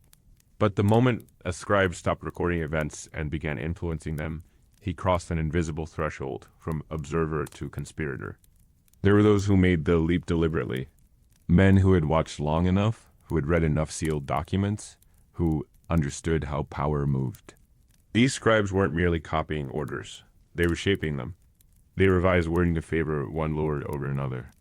They drafted legislation with loopholes only they could see. They whispered advice in the ears of those too illiterate to question it. These scribes were rare, but their influence could be enormous. They were the shadow behind the seal, the mind behind the mask. One early example came from the Polish court in the mid-1300s, where a scribe named Misz quietly reworded a trade agreement between two bordering duchies. The original treaty stated that tolls would be shared equally. Mischko added a clause in Latin that implied tolls would be collected based on volume of goods, not evenly effectively giving his patron Duke Casimir's a substantial financial advantage. When the rival duke objected months later, the document was presented, signed, and sealed. The words were there. The ink didn't lie. Only the scribe did. His action sparked a brief war, which Casimir's won. Mischko was promoted to royal record keeper and paid handsomely. But he vanished from court records 2 years later. Some say he was poisoned by an agent of the rival duke. Others say he fled, knowing that his usefulness had made him dangerous to all sides. His documents, however, remain quite proof that a pen, used with precision, could wound deeper than any sword. Other scribes took sides not for gain, but for survival. In divided courts, where factions feuded like wolves, a scribe often had no choice but to align with one. To remain neutral was to be trampled. A single rumor that a scribe had passed a letter to the wrong party, had hesitated before sealing an order, had flinched when a certain name was spoken, could be enough to end a career. And so many scribes began making private alliances. They warned allies of upcoming decrees. They slowed the delivery of letters that might harm their patrons. They lost drafts. They added errors. They became subtle, strategic chess pieces pretending to be part of the board. Sometimes their intervention was obvious and brutal. In the court of Naples, during the chaotic Angevin succession, a scribe named Baldassari was ordered to transcribe an edict stripping a noblewoman of her titles. Instead, he penned a decree naming her protector of the estate until the king's return. It was a gamble. The king never returned. The woman seized control. Baldassari was rewarded with lands and a title. But decades later, his act was exposed as a forgery. His name was stripped from all official records. His descendants lost their holdings, all because he chose to take a side. And yet, not all such acts were punished. In England, a scribe working for the Earl of Warwick known as the Kingmaker was instrumental in drafting the correspondence that shifted noble allegiances before major battles of the Wars of the Roses. His letters played both sides, hinting at loyalty while warning of betrayal. He wasn't just writing history, he was directing it. When the Earl died, the scribe was quietly absorbed into the household of Edward IV, where he continued to serve. His influence faded, but his role in shaping royal favor was undeniable. The deeper a scribe moved into politics, the more dangerous his position became. Unlike nobles, he had no army. Unlike priests, he had no sacred protection. His only weapon was knowledge, and knowledge, in medieval courts, was a volatile substance. If he knew too much, he was a liability. If he knew just enough, he was indispensable. It was a delicate balance, and many failed to hold it. Some tried to protect themselves through anonymity. They signed no names. They used code. They wrote with false hands to disguise their style. Others kept multiple drafts, stashing one for themselves in case of betrayal.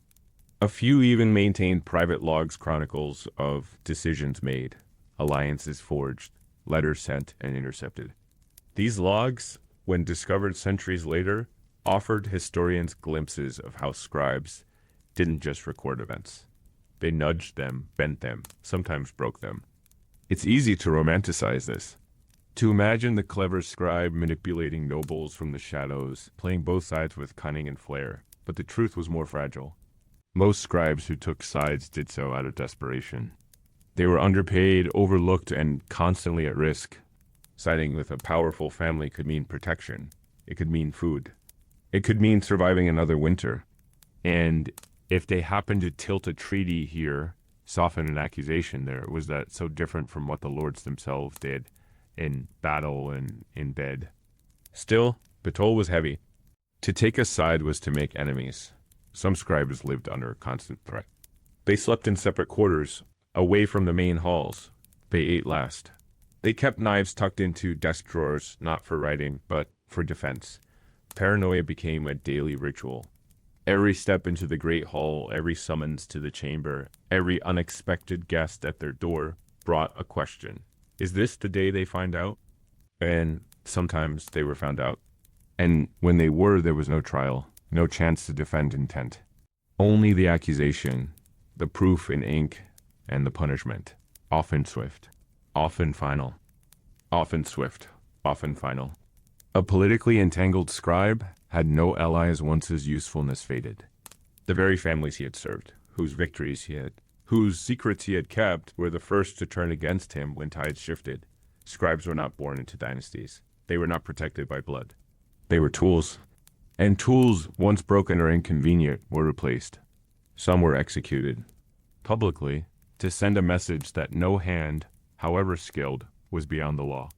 Others simply vanished, sent to distant monasteries, exiled across borders, or imprisoned in towers where no parchment was ever allowed. A few were allowed to live, stripped of all titles, their names blackened in court records, accused of forging, manipulating, lying. The irony, of course, was that most of them had told the truth, just not the version their patrons wanted. Their erasure was often surgical. Scrolls copied in their hands were recopied by others. Signatures were scraped off, margins trimmed, seals reapplied. In some archives, whole collections bear signs of deliberate alteration, wording slightly too neat, ink density uneven, phrasing overly polished. The fingerprints of second scribes covering the first. A purge of style, a quiet rewriting. But even the most careful cleansings miss things. And it's in these remnants, half mistakes, unusual spellings, uncommon contractions that modern historians catch glimpses of scribes who once moved history with their quills. A clause with a rhythm that doesn't match the rest. A Latin phrase better suited for law than love, slipped into a romantic letter. These are not accidents. They are signatures in disguise, echoes of men who once dared to tilt the scale. Sometimes those echoes are angry. In one case from a villa, a surviving fragment of a land charter contains a strange postscript in the binding crease. It reads, "He who takes my words as his own shall die as alone as he has lived." The scribe's identity is unknown, but his hand appears in several other regional documents, always with tight spacing, sharp ascenders, and erratic punctuation. A scholar eventually dubbed him the Ghost of Castile. We don't know what side he took, but we know he wanted to be remembered. Other scribes weren't so bold. They left no defiant messages, only carefully calculated text ones that served their patrons but also preserved subtle truths. A dowry contract that mentioned a second cousin's name when only the bride's lineage was requested. A tax decree that quietly listed exemptions for 3 peasant families the scribe likely knew. These weren't revolutionary acts, but they were choices. In a profession defined by obedience, even the smallest deviation was a declaration of self. Of course, not all politically active scribes were punished. A few were rewarded lavishly. They were elevated from their desks to positions of counsel. They became advisors, chancellors, even bishops. Their skill with language, their memory of events, their control of correspondence made them invaluable. Some historians argue that scribes laid the foundation for modern bureaucracy, not because they followed orders, but because they learned how to shape them. But these were the exceptions. For every scribe who rose, dozens fell, and those who rose often paid a price. They became the very men they once feared, surrounded by guards, cloaked in secrecy, trusted by no one. Their quills were replaced with commands, their parchment with policies, and in losing the desk, they lost the last piece of innocence they might have had. Even those who never rose far found themselves changed. The act of choosing a side altered them. It changed how they wrote. The language became more guarded, less poetic. Sentences grew shorter. Edits increased. Margins widened. They began to leave more space on the page and a meaning not for beauty, for deniability. One scribe left behind 2 sets of writings, his official court documents and a collection of poetry hidden in a book of tax ledgers. The difference was startling. His official work was rigid, formulaic, but the poems written in a wild, fluid hand spoke of betrayal, regret, longing. One verse read, "They paid me to write truth and then punished me when it bled." There's no record of his name, only that line. Some scribes burned their own work before it could be used against them. They understood that documents lived longer than their makers, and that pages could become traps. They feared not just their enemies, but the future itself. Because history, once written, becomes fact, and a scribe who took a side knew that his version of the story might outlive justice, or worse, be used to justify cruelty. And so, even as they intervened, they worried, not just for themselves, but for what their writing might cause. A clause that led to war, a date that shifted the succession, a phrase that turned a rumor into a legacy. They bore the weight of words in a way few others did, because they knew that once a sentence left their pen, it no longer belonged to them. It belonged to power, and power, like ink on vellum, can spread further than anyone intends. His words remain, long after both thrones and abbots have turned to dust. Brother Matthias was not alone in this duality. There existed a quiet fraternity of men who had crossed the line between the sacred and the secular, each bringing with him the habits, the hand, and the ghosts of the other side. Some monks turned court scribes found the world of nobles brash and profane. Others, fleeing the austerity of the abbey, found strange relief in the chaos of the court. But most who crossed from one scribal world to the other did so with the awareness that both realms demanded a different kind of silence. For the monastic scribe, silence was enforced. It was a rule, part of the spiritual rhythm of the day. One was silent to reflect, to pray, to keep the heart still. In the court, silence was strategic. It was a shield, a tactic for survival. You were silent because you had to be, because speaking might cost your place or your life. And in time, both silences began to look the same from the outside. A bowed head, a hunched back. A man writing, speaking to no one, trusted only for the words he copied. And yet, their internal lives diverged. The monastic scribe often saw his work as an act of devotion. Each page was a form of prayer. He meditated on each word of scripture, believing the act of copying brought him closer to God. There are surviving manuscripts where monks wrote short prayers to themselves at the start of a new book, simple things like, "May the Lord guide my hand," or "This labor for his glory." They didn't rush. They weren't ordered to please a temperamental patron. They were given the space to let the language breathe. Their illuminations, the gold leaf halos, the blue-robed saints, the tiny curled dragons and vines in the margins were more than decorations. They were acts of meditation, of imagination.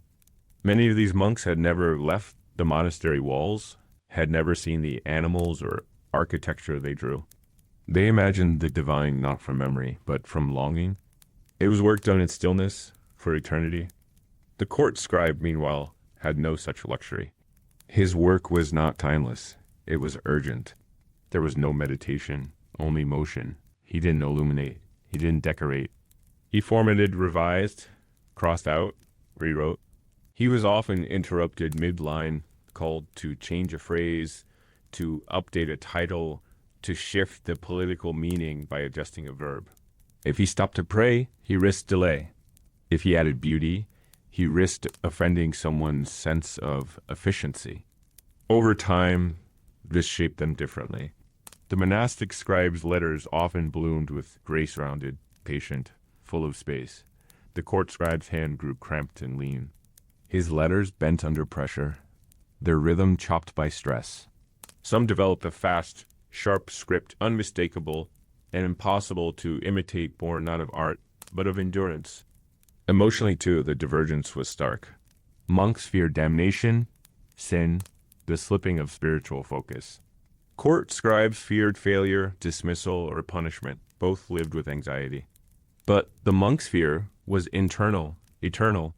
The court scribes was immediate, political, physical. In the scriptorium, a mistake was a spiritual slip. In the court, it was a professional death sentence. And still, both men clung to their purpose. For the monk, it was clarity-preserving truth, honoring the sacred. For the court scribe, it was survival-proving value, staying useful, staying necessary. In both cases, the writing gave them identity. Without it, they were just aging men with bent backs and ink-stained fingers. With it, they were something more, vessels of meaning. There's a manuscript copied in the 12th century by a monastic scribe named Hildebrand, whose final note reads, "My eyes are dim, my fingers fail, but let these words outlast me." Compare that to a court record where the scribe, unnamed, wrote on the back of a military dispatch, "This is the third draft. The Duke keeps changing his mind. I wonder if he'll read it at all." The difference is not just tone, it's purpose. One writes for permanence, the other for permission. But there were moments when their paths crossed, and the results were striking. In times of crisis plague, war, famine, monks were sometimes called to copy political documents. While court scribes were sent to assist in monastic libraries, a court scribe might be asked to help preserve our crumbling gospel. A monk might be tasked with drafting an urgent letter to a bishop.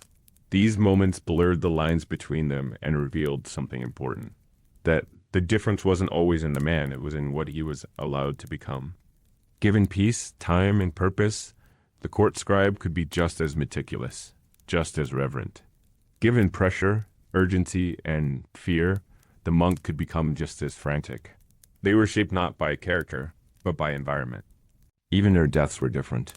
Monastic scribes often died where they had worked, buried in simple cloisters, sometimes with a psalm carved on their stone. Court scribes died elsewhere, on the road, in rented rooms, in exile.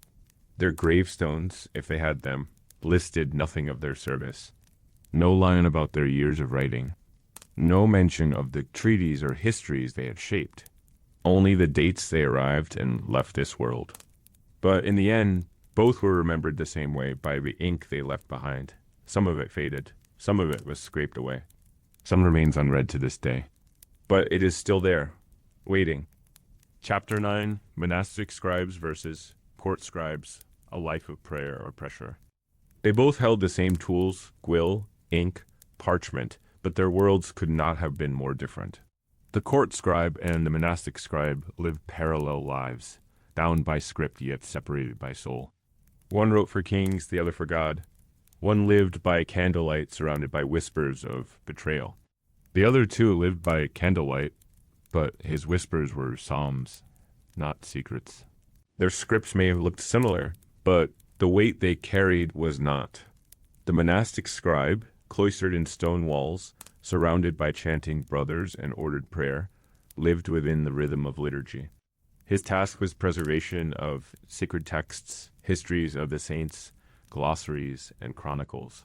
He rose with the bell, worked through lauds and matins, copied through the quiet hours between meals and prayer. His desk was a lectern.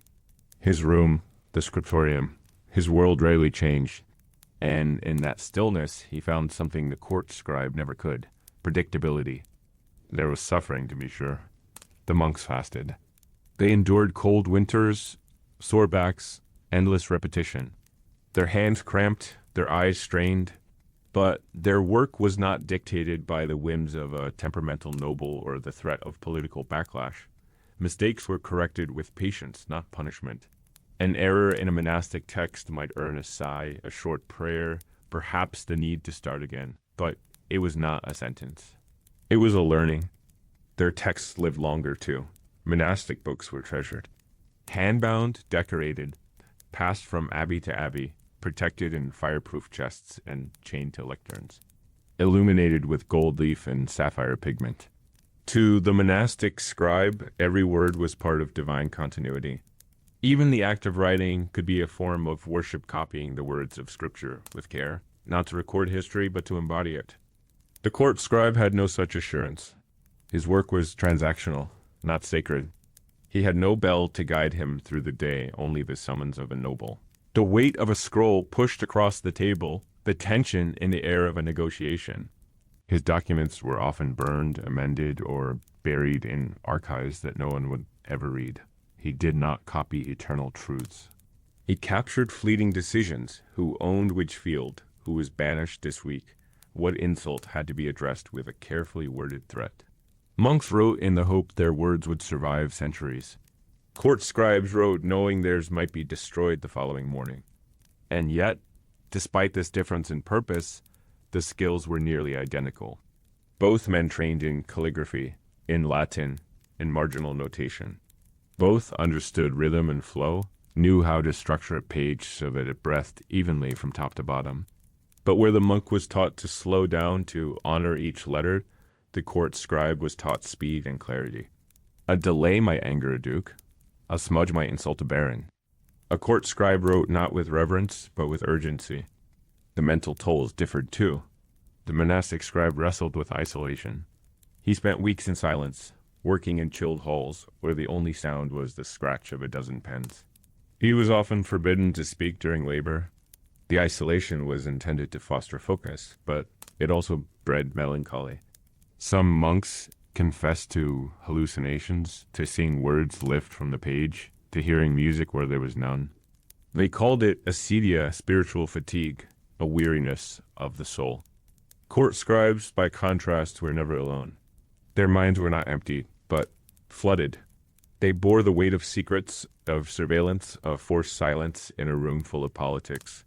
They could speak, but only carefully. They were never truly isolated, but never truly safe either. Where the monk might despair from stillness, the court scribe crumbled under noise. There were differences in status, too. Monastic scribes were often respected within their abbeys, even revered if they produced a particularly beautiful book. Their illuminated Bibles or hagiographies might be passed to royalty or preserved in the Vatican. Their names, though rarely written in the texts, were remembered within their communities. Some were buried with their writing tools, honored for their dedication to divine knowledge. The court scribe, by contrast, was disposable. No noble ever wept for a scribe dismissed. No statue was erected for the man who copied royal decrees. He might spend 30 years in service and, at the end, receive nothing more than a curt farewell and a final sheaf of parchment to write his own dismissal. If he died, his replacement was appointed the same week. His handwriting, no matter how elegant, would be overwritten. His name, misspelled on the roll of servants. Yet, for all the contrast, there were rare men who had lived both lives. A court scribe who, after decades of service and exhaustion, retreated to a monastery to spend his final years copying scripture. A monastic scribe who, forced by famine or ambition, entered a noble court to earn silver for his abbey. These men knew the truth behind both illusions, that neither life was perfect, that both demanded the soul through the hand, that the ink, whether writing of God or of war, left the same stains on the skin. One such man, Brother Matthias of York, left a note tucked into the back binding of a psalter copied late in life. It read, "I once wrote the names of men who killed for thrones. Now I write the names of men who died for God. I no longer know which was more honest." His words remain long after both thrones and abbots have turned to dust. Chapter 10. Women Scribes and Shadows. They are barely mentioned in the records, rarely named in margins, and almost never credited on the page. Yet they were there, women who wrote, women who copied, translated, illuminated, women who stitched language into the folds of history, even as the world refused to see their hands.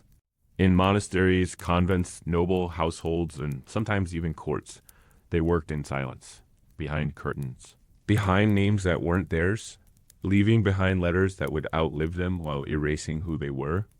The image of the scribe in the medieval world is overwhelmingly male.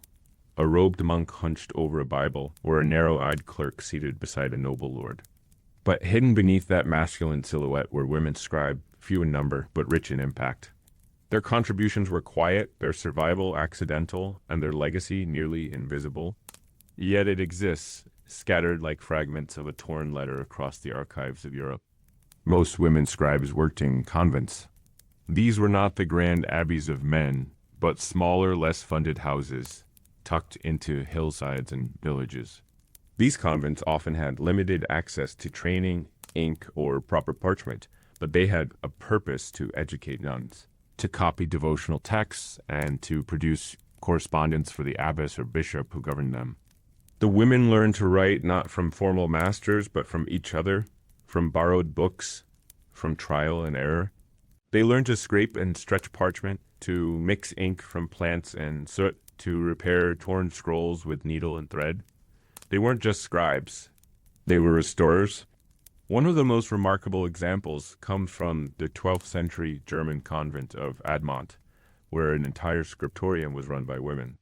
Their records show dozens of manuscripts copied and illuminated entirely within the walls of the convent. The nuns wrote Latin fluently, composed their own prayers, and even engaged in philosophical commentary, but few names survive. Their pages are unsigned, their margins unmarked, their labor, as always, assumed anonymous.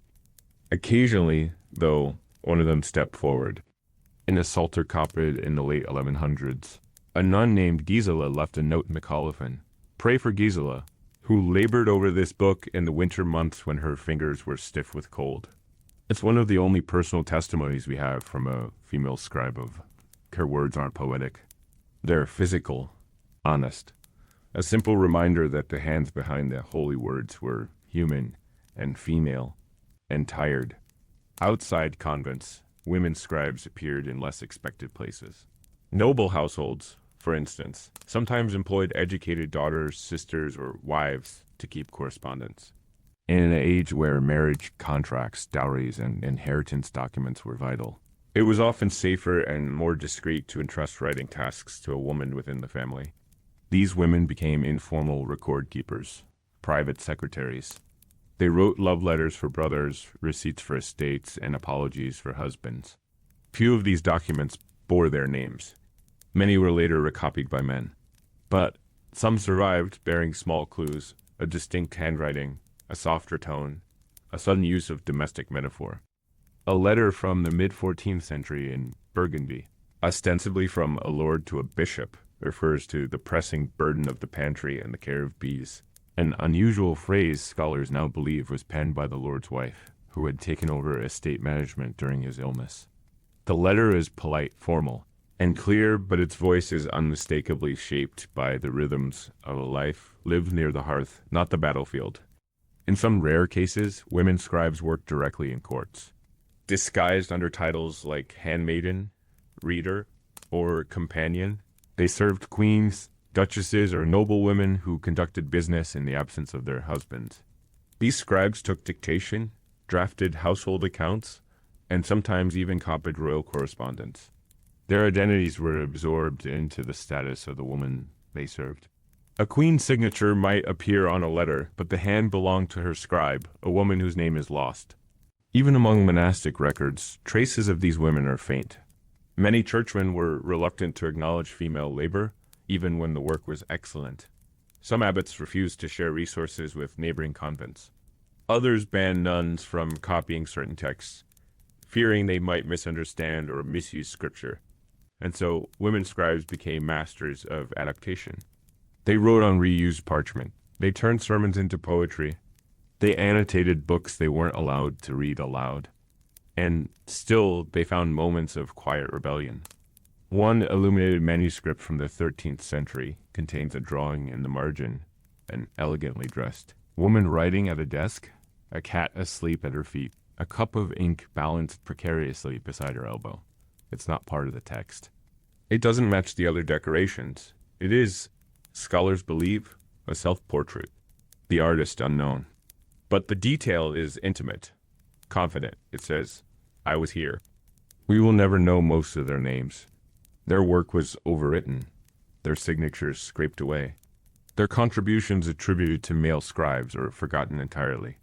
But if you look closely at the curvature of certain letters, at the gentle turn of phrase in an otherwise formal document, you can sometimes catch a glimpse of them, a softness in the ink, a hand that held both prayer and needle, a writer who had no audience and wrote anyway, because the act of writing for these women was more than duty. It was survival, expression, agency in a world that offered them none. They did not write to be remembered. And yet they are still, they are remembered not by monuments, nor by medals, but by the subtle persistence of their presence. Women scribes were not celebrated in their own time, and even now, they are not studied as they should be. Their anonymity was not a choice, it was imposed. Yet, in spite of that, their work endured. They slipped their voices into margins, built cathedrals of language out of scraps, and claimed space on pages where they were not supposed to exist. In one remarkable 14th century codex from a convent in Switzerland, a woman named Clara added a series of annotations, beside a copy of Boethius' Consolation of Philosophy.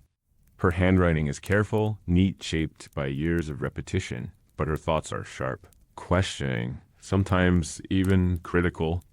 One note reads, "This comfort is for men who are not punished for asking questions." In those few words, she peeled back the veil of gendered piety. It wasn't an argument, it was an observation. And in making it, she wrote herself into the conversation. There were risks, of course. A woman caught writing without permission, especially in male-dominated monastic institutions or secular contexts, could face punishment, sometimes harsh. She might be removed from her post, silenced, or reassigned to labor deemed more appropriate. In rare cases, accusations of overstepping could spiral into charges of heresy or pride.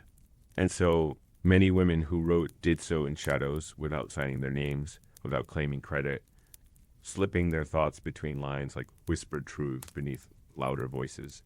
Still, they innovated.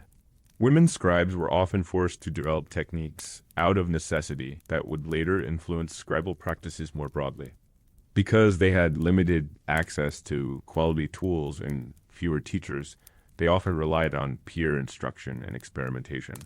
They mixed ink with kitchen ingredients, repurposed broken writing desks into angled slates, and bound books using thread originally meant for mending habits. Their creativity was born of restriction, and it produced remarkable results. In one convent in France, nuns developed a unique script, delicate, narrow, efficient meant to conserve space on scarce parchment. That script later influenced local chancery hands, but the origin was never attributed to them. Their invention was borrowed, rebranded, and spread under the name of the male scribes who adopted it. This pattern repeated often. The female scribe's hand might be present in hundreds of documents, yet her name would never appear. Some scholars have begun using forensic paleography to identify these invisible women. By comparing strokes, spacing, and pressure patterns, they found consistent hands across manuscripts thought to be copied by men. One such hand, slim, precise, slightly tilted right, appears in at least a dozen manuscripts from 13th century London. It matches letters associated with the household of Eleanor of Provence, queen consort to Henry III. The scribe may have been a nun from Barking Abbey or a lady-in-waiting trained in correspondence. We will likely never know. But her work helped shape a queen's legacy. Even more poignant are the records of women who translated texts, not from Latin to vernacular for the masses, but for other women inside their own convent walls. These translations were often devotional or medical, meant to make knowledge accessible to nuns who didn't know Latin. They weren't public works, and they weren't meant to gain fame. They were acts of care, teaching through ink, preserving health and hope in places too often denied both. One such translation of the Rule of Saint Benedict, written in Middle English and tucked into the back of a prayer book, contains this quiet preface: "For the sisters who wish to understand his way and walk in it with open eyes." The author is unknown. But phrasing suggests not authority, but tenderness. And that, too, was a gift women scribes often gave language softened, made clearer, more human. But not all their work was soft. Some women scribes engaged in political writing. They recorded the accounts of estates run by abbesses who wielded considerable power. They drafted letters defending their convents from encroaching bishops, kings, or rival orders. They organized inventories, copied land deeds, and compiled registers of rent and obligation. In doing so, they became administrators as well as writers, governing through paper, long before they were allowed to govern through voice. There's evidence of one such woman in 5th-10th century Saxony who maintained detailed ledgers for a convent that owned multiple farms. Her writing is structured, mathematical, unadorned. She tracked payments, weather patterns, livestock births. Her hand is calm and deliberate, no decoration, no poetry, just the quiet voice of order. Her name does not appear in any local tax rolls, but she ran an economy from her desk. In the end, these women weren't just scribes. They were witnesses. They recorded lives no one else thought worth remembering. They transcribed prayers no priest would preach. They preserved songs, customs, herbal cures, and fragments of thought that would have disappeared without them. They were, in many ways, historians of the forgotten. And it is only now, centuries later, that we are learning to read them. In their absence of name, we find their presence. In the softness of their edits, the curve of their letters. The margin notes, the translations, the borrowed lines they speak, quietly, patiently, with a steadiness that endured past kings and plagues and empires. Their ink may have been wiped away, but their hands, once busy in the shadows, shaped the light. Chapter 11: Trials, Torture, and Testimonies. In the hushed stone chambers where justice was said to be served, the scribe sat at the edge of the room, quill poised, parchment ready, and breath shallow. He was not there to judge or question. His role was to witness. And not with the heart or the eyes, but with the hands steady, neutral, invisible. Whatever cruelty unfolded, it was to be captured precisely, exactly, without emotion. The court might break a man's body, but the scribe was expected to keep the lines clean. This was no ceremonial post. In the courts of medieval Europe, justice was often brutal, public, and performative. The accused were dragged in already wounded. The judges were rarely impartial. The punishment was frequently preordained. And yet, each word spoken had to be written, each confession recorded, each sentence signed. The scribe didn't just write the verdict, he recorded every twitch along the way. His quill became a needle stitching pain into permanence. Most court scribes hated this part of their work. They did not admit it aloud. But in the margins, in the small flourishes that grew less confident over time. In the pages where the ink thinned out as if the hand trembled, you can see it. Some wrote faster to finish sooner. Some slowed down, stalling in the hope that something might intervene. Nothing ever did. The torture chamber had its own procedures, and the scribe was an essential part of them. His presence was not to ensure fairness, but legality. If the scribe wrote that the confession was freely given, then it was regardless of the bruises on the accused. If he omitted the name of the torturer, then the record was clean. If he altered the phrasing to sound more cooperative, then that was the official truth. The court did not need him to care. It needed him to comply. Confessions were prized. They were the crown jewels of legal proceedings, and many were extracted through methods that even the torturers claimed to detest. The rack, the strappado, the iron boot, heated tongs, thumb screws, sleep deprivation, starvation. Most scribes were instructed not to describe the methods, only the outcome. The prisoner, upon questioning, confessed. That was all the law needed. What happened in between was considered irrelevant. But the scribes knew, they saw it all, the shaking hands, the prayers, the screams, the way a man's voice would crack when he gave up hope. They learned to tell when someone was about to break. They could tell when confession was real, and when it was the only way to end the pain. And yet, they wrote the same words either way. Some tried to resist in small ways. A few left ambiguous phrasing. He confessed under duress, or the testimony was spoken in great discomfort. But such notes were dangerous. A judge might read that line and see criticism. A noble might accuse the scribe of bias. There are records of scribes being replaced mid-trial for such language. Their replacements were more compliant. One surviving set of court documents from 5th-10th century Cologne includes an unusually detailed transcript of a witch trial. The scribe, unnamed, noted the precise order of torture, the accusation, the denial, the stretching, the second accusation, the fainting, the forced revival, the eventual confession. It was clinical, cold, but within it, a single phrase stands out. She said, "I do not want to die for a lie before the wheel turned again." That line was not required. It was not part of the official form. It was a gift. A flicker of the scribe's conscience, preserved in ink. Why did these men keep going? Why not walk away? Because they couldn't. To refuse to serve in the court was to abandon one's post, one's income, sometimes one's family. To protest was to become suspect. If a scribe asked too many questions, he might be accused of sympathizing with the accused. If he hesitated too long during a trial, the judge might assume he was trying to alter the record. And so they trained themselves to watch without seeing, to write without feeling, to record without remembering. But memory crept in anyway. Many scribes confessed privately in notebooks never meant for public eyes that the voices of the condemned followed them, that they heard the cries and dreams, that they smelled the iron, the burnt cloth, the sweat. One scribe from Rouen wrote, "I have copied 500 confessions. I remember them all. I remember none." That paradox became their survival tactic, to remember everything, but to never speak of it. They developed rituals to protect themselves. Some scribes washed their hands after each trial, not for cleanliness, but for distance. Others burned scrap parchment from the testimony as a symbolic cleansing. A few recited silent prayers, not for the accused, but for their own souls. And still, the ink stained deeper. For the worst cases, the executions, the scribe had to record the method, the time, and the final words.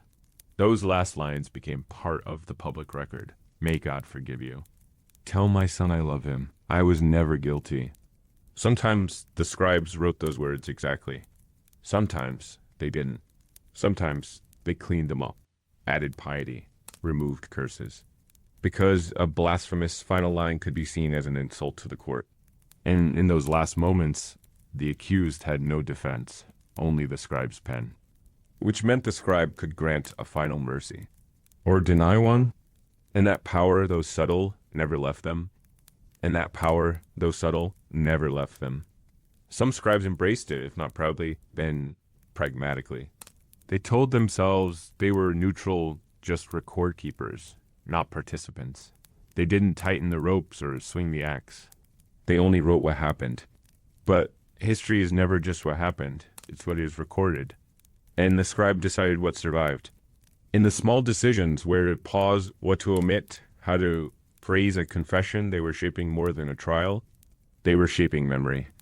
A few believed this gave them a strange kind of authorship, a dark editorial role in human fate. These scribes sometimes grew cold, clinical, even arrogant in their records. One mid-15th century English court scribe wrote of a condemned man, "He wept like a beast and died like one." That line served no legal purpose. It wasn't testimony. It wasn't required. But it reveals a deeper transformation. The scribe no longer flinched. He judged. He narrated. He had become part of the punishment. But most didn't reach that point. Most scribes struggled beneath the weight of what they heard and wrote. The faces haunted them, especially the young ones, boys accused of theft, girls charged with seduction or sorcery, peasants who spoke out of turn. Some scribes, writing years later in private letters, admitted that the trials changed them in ways they couldn't explain. One wrote, "I have not laughed since the trial of the boy with no shoes." His cries were not those of guilt, but of hunger. For these men, the courtroom was not just a workplace, it was a wound, and they carried that wound home. Their ink-stained fingers became symbols of complicity. They sat at tables with family, knowing their hands had recorded the final words of someone who might have been innocent. Some drank more. Some prayed obsessively. A few simply stopped speaking altogether. Silence became their penance. Occasionally, a scribe would try to make amends. Not publicly, never that, but quietly, subtly. Some preserved scraps of paper with names that were supposed to be erased. Others hid marginalia in the backs of volumes. Messages like, "He told the truth," but no one listened, or "This verdict was spoken before the hearing began." These fragments are rare, often discovered centuries later when books are disbound or examined under light. But they exist. They are the only confessions the scribes ever gave. One extraordinary example comes from a court record in 1426, detailing the trial of a midwife accused of witchcraft. Her testimony is sparse, but in the final line, the scribe added a phrase not found in any standard legal formula. "She died whispering of rosemary and light." That imagery has no legal weight. But it changed the document from a record of judgment into a moment of poetry. Perhaps the scribe wanted her to be remembered as more than a name. Perhaps he simply needed to remember her as a person, not a case. These emotional ruptures were dangerous. A scribe who showed too much compassion might be seen as compromised. There are a few records of scribes being quietly dismissed, replaced after inconsistent phrasing, or hesitations during politically sensitive trials. The replacements were younger, quieter, more obedient. The system did not reward conscience. It rewarded consistency. And so most scribes learned to compartmentalize, to treat each trial like a separate ledger entry.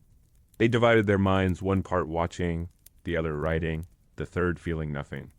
They taught themselves to sleep through nightmares, to eat beside men who had sentenced children to death, to pray with priests who had blessed executions. They became archivists of atrocity. Yet even the most disciplined broke eventually. Some left the profession entirely, seeking refuge in monasteries or remote villages. Others tried to change posts, becoming scribes for merchant guilds or universities, where the worst conflict was a dispute over a trade route or a mistranslated charter. But their past followed them. You can see it in the shape of their writing. Once tight and formal, it loosens over time, loses its edge. The hand ages not with the body, but with the burden.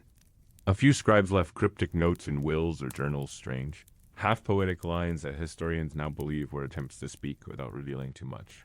One wrote, "The ink was mine, but the words were theirs. I never learned how to forget." Another, in a margin of a family Bible, added simply, "God help the man who writes what he cannot bear to read." And then there are the blank pages. In some surviving legal books among hundreds of densely written sheets, you find a sudden gap too, sometimes 3 full leaves left empty. No explanation, no correction, no sign of damage, just silence. Paper as protest, the absence of record as a final form of resistance. It's tempting to romanticize these acts, to see them as noble, brave, but they were also desperate. Quiet acts in a world that offered no volume. The scribes were trapped between duty and conscience, law and morality, and often there was no clean escape. They lived in gray ink, and that, in the end, may be the most honest form of history. Not the clear-cut judgments or the ceremonial verdicts, but the records that hesitate, that tremble, that reveal in their inconsistencies the humanity of the hand behind a quill. Because the truth is, justice in the medieval world was not blind. But the scribes often had to pretend they were. Chapter 12, the forbidden books they copied, they were supposed to burn them. That was the law. If a text was deemed heretical, pagan, obscene, or even simply unorthodox, it was to be destroyed. Monks were ordered to consign such works to flames. Scribes were told to refuse transcription. Courts demanded that libraries be purged. Bishops issued lists of titles to be hunted and eliminated. And yet, again and again, the ink kept flowing. In candlelit corners in silent monasteries and behind the locked doors of dusty libraries, scribes broke the rules, quietly, carefully, and at great personal risk. They copied books that weren't supposed to exist. Scrolls from the ancient world, treatises banned by the church, scientific theories that conflicted with scripture, and philosophies whispered about but never taught. These weren't mere rebellions. They were acts of faith, not in religion, but in memory. Some scribes justified it with complex logic. They told themselves they were preserving knowledge for a better time. Others acted out of intellectual hunger, drawn to the forbidden simply because it was forbidden. A few, surely, were true heretics, those who believed the church had erred and that salvation lay in preserving what the bishops feared. But many were simply men who understood that destroying a book was destroying a world, and they couldn't bear to do it. One of the most quietly powerful examples comes from a 14th century scriptorium in northern Italy, where a scribe named Matteo copied a complete manuscript of Ovid's Metamorphoses, a pagan text, erotic in places, deeply classical, and long frowned upon by the clergy. He didn't sign the work, but he left clues, a flourish in the margin, a small drawing of a laurel wreath, and, in the final line, a phrase from Ovid himself: "The work is finished. Let it stand the test of time." That manuscript would eventually be hidden behind a false wall in the monastery library. It was found in 897. These weren't isolated incidents. Across Europe, monasteries quietly maintained secret libraries, collections of prescribed works stored away in special rooms. sometimes with separate keys, sometimes coded in their own catalogs. Not every abbot approved. Some looked the other way. Others knew nothing. But there were always scribes willing to disobey for the sake of the page. And there was always a risk. If caught, a scribe could face severe punishment removal from his post, imprisonment, public penance, or in extreme cases, death. Heresy was not taken lightly. Even association with banned ideas could brand a man suspect. So they developed tactics. Some copied in miniature script, hiding full texts within the margins of more acceptable books. Others embedded forbidden passages in books of sermons, camouflaging Aristotle within Augustine. They created false titles, altered author names, changed phrasing just enough to avoid detection. One manuscript from the 13th century contains a copy of the Corpus Hermeticum, a collection of mystical, quasi-pagan texts from late antiquity hidden beneath a layer of Christian commentary. The outer script praises the divine order. The inner script explores the manipulation of celestial forces. It's a palimpsest of obedience and rebellion, written by a hand that knew how to balance both. But not all scribes operated in monasteries. Some worked in urban centers, under patronage from nobles and merchants who craved knowledge regardless of orthodoxy. These patrons paid well for translations of Arabic scientific works, Greek medical treatises, and Roman histories.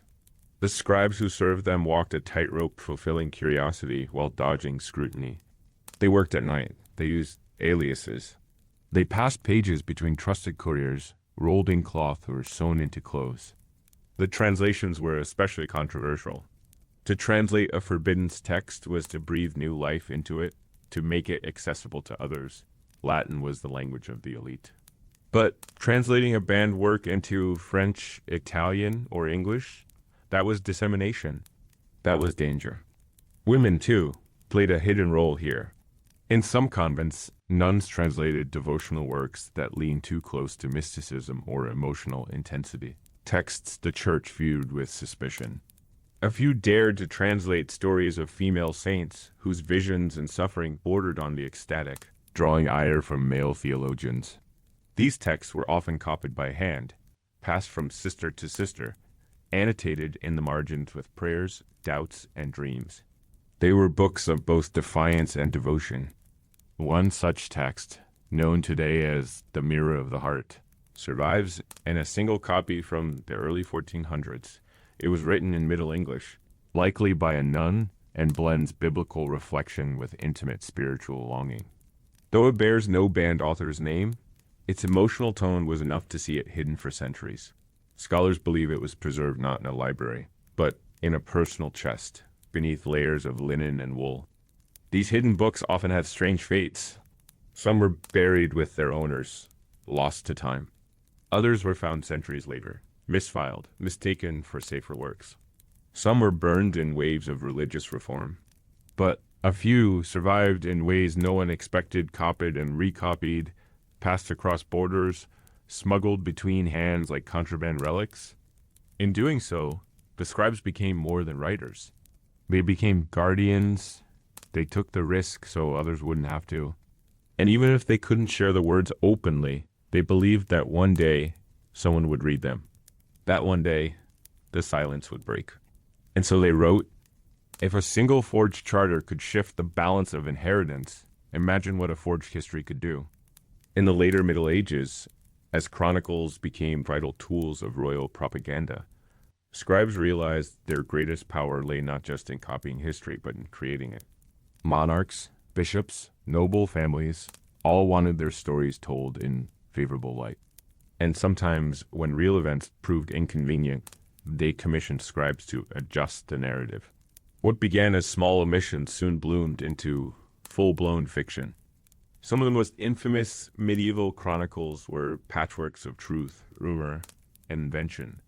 The Anglo-Saxon Chronicle, for instance, compiled by various hands across centuries, contains sections whose accuracy scholars still debate, especially those written during turbulent transitions of power. Scribes under pressure from kings or abbots made careful edits, exaggerating victories, omitting defeats, inventing miracles, or inflating bloodlines. These weren't lazy errors, they were deliberate instruments of legitimacy. One scribe, in the service of the Plantagenet court, added flourishes to battle accounts that transformed minor skirmishes into grand triumphs. A skirmish near the river became a glorious stand against impossible odds, wherein 30 knights held the field against 500. The numbers are laughable, but repeated in 3 different manuscripts, they became the accepted version for nearly a century. Even more impactful were the house genealogies inserted into chronicles. Entire family trees were invented to tie noble houses to ancient Roman ancestors or mythical kings. The more absurd the claim, the more important it seemed. These forged ancestries gave fragile dynasties the illusion of divine or historic right. A minor French noble family once claimed descent from Aeneas of Troy because a scribe, paid well and under candlelight, inked it into a record that no one dared question for 200 years. Sometimes the scribes didn't even need to fabricate events, they only needed to erase. In one famous case, a 14th century chronicler in Aragon removed all references to a failed tax revolt, replacing the angry peasant mobs with vague mentions of disruption. By the next generation, no one remembered the riot, only that a brief period of unrest had occurred. That scribe had rewritten a rebellion into a footnote. The implications were massive. History became malleable, not sacred. And while scribes rarely received credit or blame in public, their influence grew. Kings understood this. Some began appointing official court chroniclers, whose job wasn't merely to record the truth, but to record the version of truth that served the realm. These scribes wore clerical robes, sat in halls beside ministers, and revised drafts until every line flattered the crown. But not all scribes bent so easily. A few resisted quietly. They inserted parallel records written in different hands, buried beneath the primary chronicles. One notable example is the Chronicle Evesham, in which 2 contradictory accounts of an abbot's election appear side by side, one describing a peaceful transfer of power, the other hinting at bribery and coercion. Scholars now believe one was written for public eyes, the other for God's. There were even scribes who weaponized forgery against authority. In 15th century Prague, Hussite sympathizers created fake papal decrees to undermine Catholic control, circulating letters that called for reform letters, never penned by the Pope. The deception was discovered eventually, but not before hundreds of supporters were swayed. The pen, once again, proved more influential than the sword. Forgery wasn't limited to documents and histories. Scribes sometimes counterfeited relic labels, assigning bones or claws miraculous origins. A scribbled note attached to a bone could transform it from an animal joint into the finger of a saint. Pilgrimage revenues depended on such beliefs, and scribes trained to imitate scripts of past centuries became critical players in this spiritual economy. A monk in York forged an entire shrine inventory, inventing relics to rival Canterbury's. The donations followed. And what of the scribes who regretted their work? There were whispers. Some chroniclers wrote posthumous confessions, small letters hidden inside codices, begging God's forgiveness for lies told at royal request. One wrote, "I recorded what I was told, not what I saw. May the Lord see through the ink." Another, less repentant, noted, "History is not a mirror. It is a tapestry, and every thread serves a hand." These scraps tell us the scribes knew exactly what they were doing.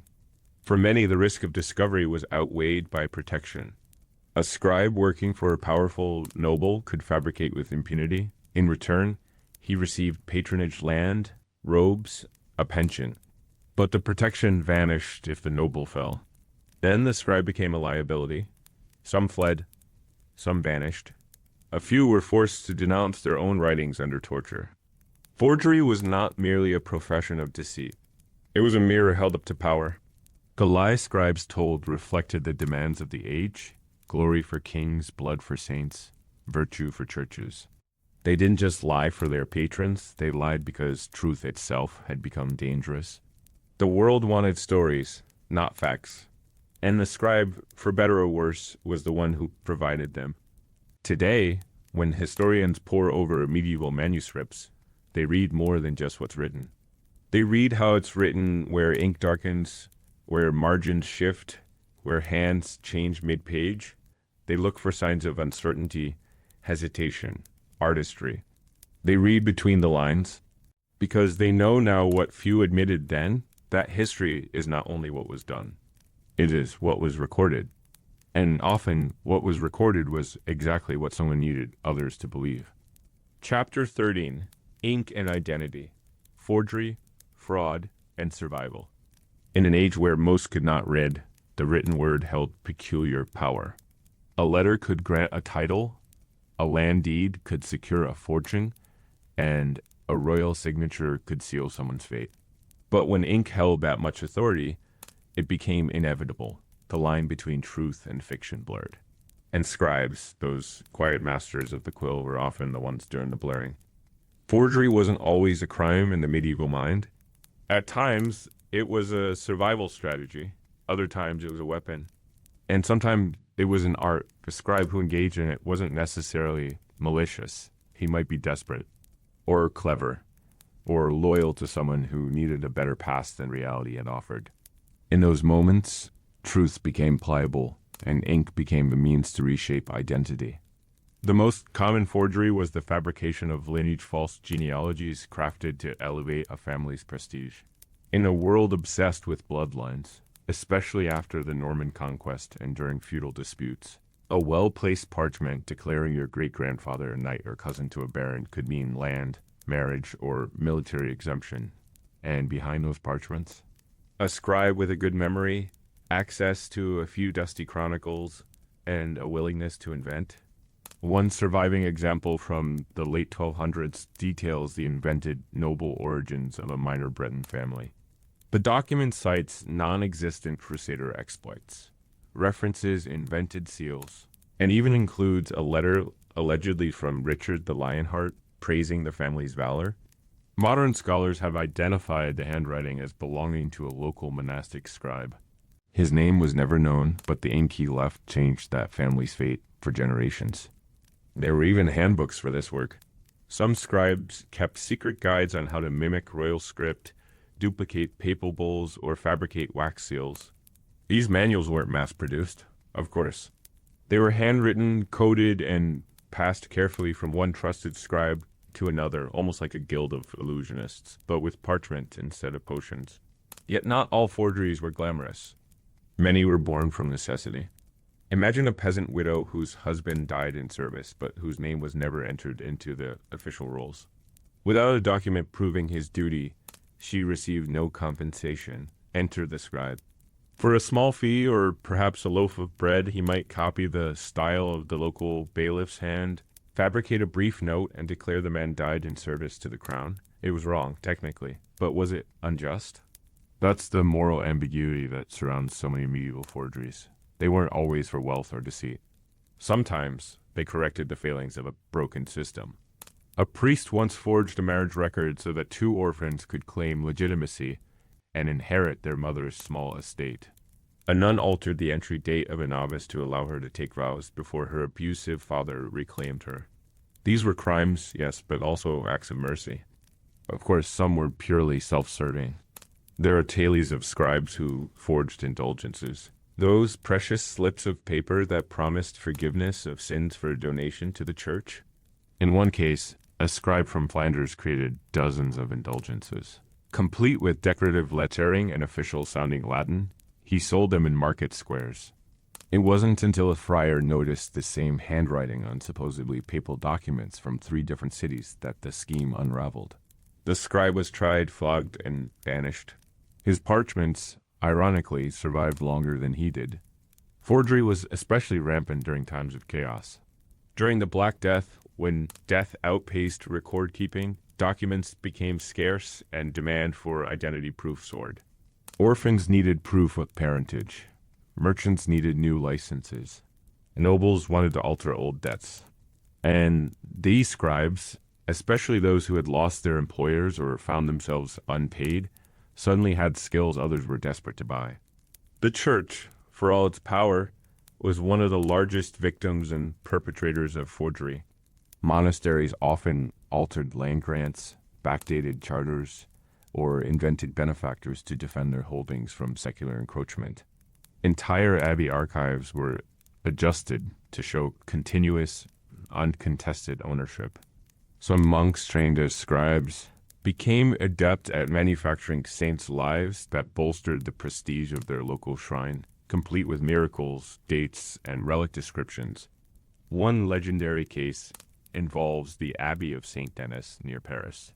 In the 9th century, they produced a charter allegedly signed by Charlemagne himself, granting lands and privileges. It was cited for centuries as legal proof until modern analysis showed the handwriting. Latin and ink all dated from long after Charlemagne's death. The forgery had worked so well for so long, it had become its own kind of truth. For the scribes who engaged in this shadow trade, it was always a gamble. Some grew rich, protected by the patrons who benefited from their creations.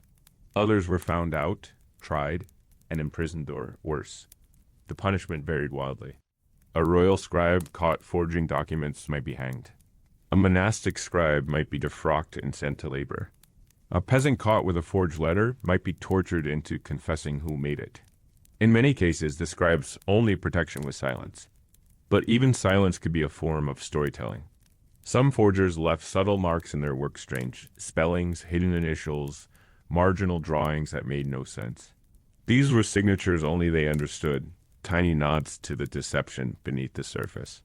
One forged land deed from the 14th century includes a small drawing of a fox beneath the seal, an animal associated with cunning and deceit. It's not part of the document. It's not legal. But it's a confession in ink. These aren't tales of heroes or villains. They are stories of men with ink-stained fingers, caught between truth and utility, often operating in gray zones no judge could clearly define. Some wanted gold. Some wanted justice. Some just wanted to survive. But all of them believed something deeply medieval, that if you could write it, you could make it real. Chapter 14, The Last Scribes, it did not end with fire or outrage or revolt. The age of the scribe ended the way ink fades from a page quietly, steadily, and almost without anyone noticing. In the mid-15th century, a German goldsmith named Johannes Gutenberg set metal letters into a wooden press and printed a book. It was the Bible. It changed everything. At first, the scribes didn't panic. Some even scoffed. These printed pages were crude, they said. The ink smeared. The spacing was mechanical. The artistry was gone. A real book took months, even years, to make each letter shaped by hand, each page a canvas. No machine could replace the devotion of a scribe. But the press did not care about pride. Printers could produce in weeks what scribes copied in years. Monasteries and universities, always hungry for cheaper books, turned to the press. Wealthy merchants and emerging bureaucracies saw the power in duplication. Royal edicts no longer needed an army of clerks. One pressman and a few reams of paper could do the work of 20 men. And those scribes found themselves obsolete. Many resisted at first. They called the press heretical, claimed that errors in printing would spread faster than ever before. They were right in part. Early printings did contain mistakes, some hilarious, some dangerous. One infamous Bible misprinted, "Thou shalt not commit adultery," as "Thou shalt commit adultery." Another printed indulgence misspelled a pope's name, prompting a full recall. But errors aside, the world did not slow down. Some scribes tried to adapt. They began working for printers, correcting proofs, designing typefaces, even illuminating printed pages to give them the illusion of handwork. The hybrid books of the 1470s are strange artifacts, mass-produced pages with hand-painted initials and gold leaf embellishments. They were the last gasp of a profession trying to make itself essential again. It didn't last. Others clung to the old ways. In small monasteries and quiet courts, scribes continued to copy by hand long after the press had taken over. Some believed the act of copying was sacred, that scripture, especially, should pass through the hands of the faithful, not machines. These scribes became custodians of tradition, but as literacy spread and demand grew, even sacred institutions began to shift. There were still roles for scribes, legal copyists, royal secretaries, scholars, but they were fewer and increasingly administrative. the romance of the scriptorium faded. The flickering candlelight, the scratch of quill on parchment, the slow accumulation of text, these became images for memory, not practice. And so the scribes disappeared. Not all at once, not with spectacle, but with silence. One by one, scriptoria were shuttered. The inkwells dried. The quills, no longer trimmed, curled, and cracked. Scribes retired or were dismissed. Apprentices went untrained. The tools of 1,000 years, stylus, pumice stone, inkhorn, were left behind in drawers. In some abbeys, you can still find them undisturbed. Small graves for a vanished craft. What did we lose? More than beauty, more than labor. We lost a way of thinking. To write by hand, word by word, was to engage deeply with the text. A scribe knew not only the words, but their weight, their rhythm, their flaws. He saw the ink fade in storms, smudge in heat, freeze in winter. He learned patience. He felt the bones of language in his wrist, and when he erred, he corrected with humility or wit, a small face in the margin, a note of apology. A silent laugh inked into the spine of the page. Printed books were faster, cheaper, more consistent, but they were less intimate. They did not carry the fingerprints of the writer. They did not shiver when fear leaked from the author's pen. They did not smell of sweat, candle wax, and time. The press created readers in the thousands, but it ended the era when reading was also an act of seeing the soul of the scribe. In some ways, the scribes were victims of their own success. For centuries, they had preserved knowledge with diligence and love. They copied Aristotle, Galen, Cicero. They passed down Plato's metaphysics, Augustine's sermons, and the wild imaginings of medieval cosmology. They filled libraries with voices that would have otherwise vanished. And then, when the press arrived, their work became the blueprint. Gutenberg didn't invent the book. He replicated the work of 1,000 scribes and did it faster. Even as the scribes faded, their influence lingered. Early printers mimicked their letter forms, spacing, and structure. They printed in columns, preserved abbreviations, and copied marginalia styles. The printed book was born in the image of the manuscript. It wore the skin of the scribe, even as it buried him. Some scribes fought back with nostalgia. They hand-copied romances, religious visions, or ancient fables for dwindling audiences. These late manuscripts are often ornate, even defiant, filled with flourishes, illuminated letters, and painted borders. A few included bitter marginal notes about the soulless press, or the creeping hand of metal. But even their bitterness was elegy, not rebellion. A handful of scribes turned to private commissions. They made family Bibles, prayer books, or charters for those who could still afford and appreciate the touch of the handmaid. These books, now in museums or locked archives, are jewels of late medieval art. They are also tombstone silent markers of the final, decades before the machine replaced the man. The last great manuscript scriptorium in Europe closed sometime in the early 16th century. No one recorded the exact day. No bells rang. No one wrote a eulogy. A monk simply set down his pen and never picked it up again. And history moved on. And yet, the scribes never truly disappeared. Their names may have faded, their tools boxed away, but their hands remain pressed into parchment, tucked into the margins, hovering behind every medieval text we read today. For all the books we now print, download, or scan, there's a strange intimacy in returning to their work. Their ink may be brown with age, the Latin cramped and archaic, but within each line is a presence.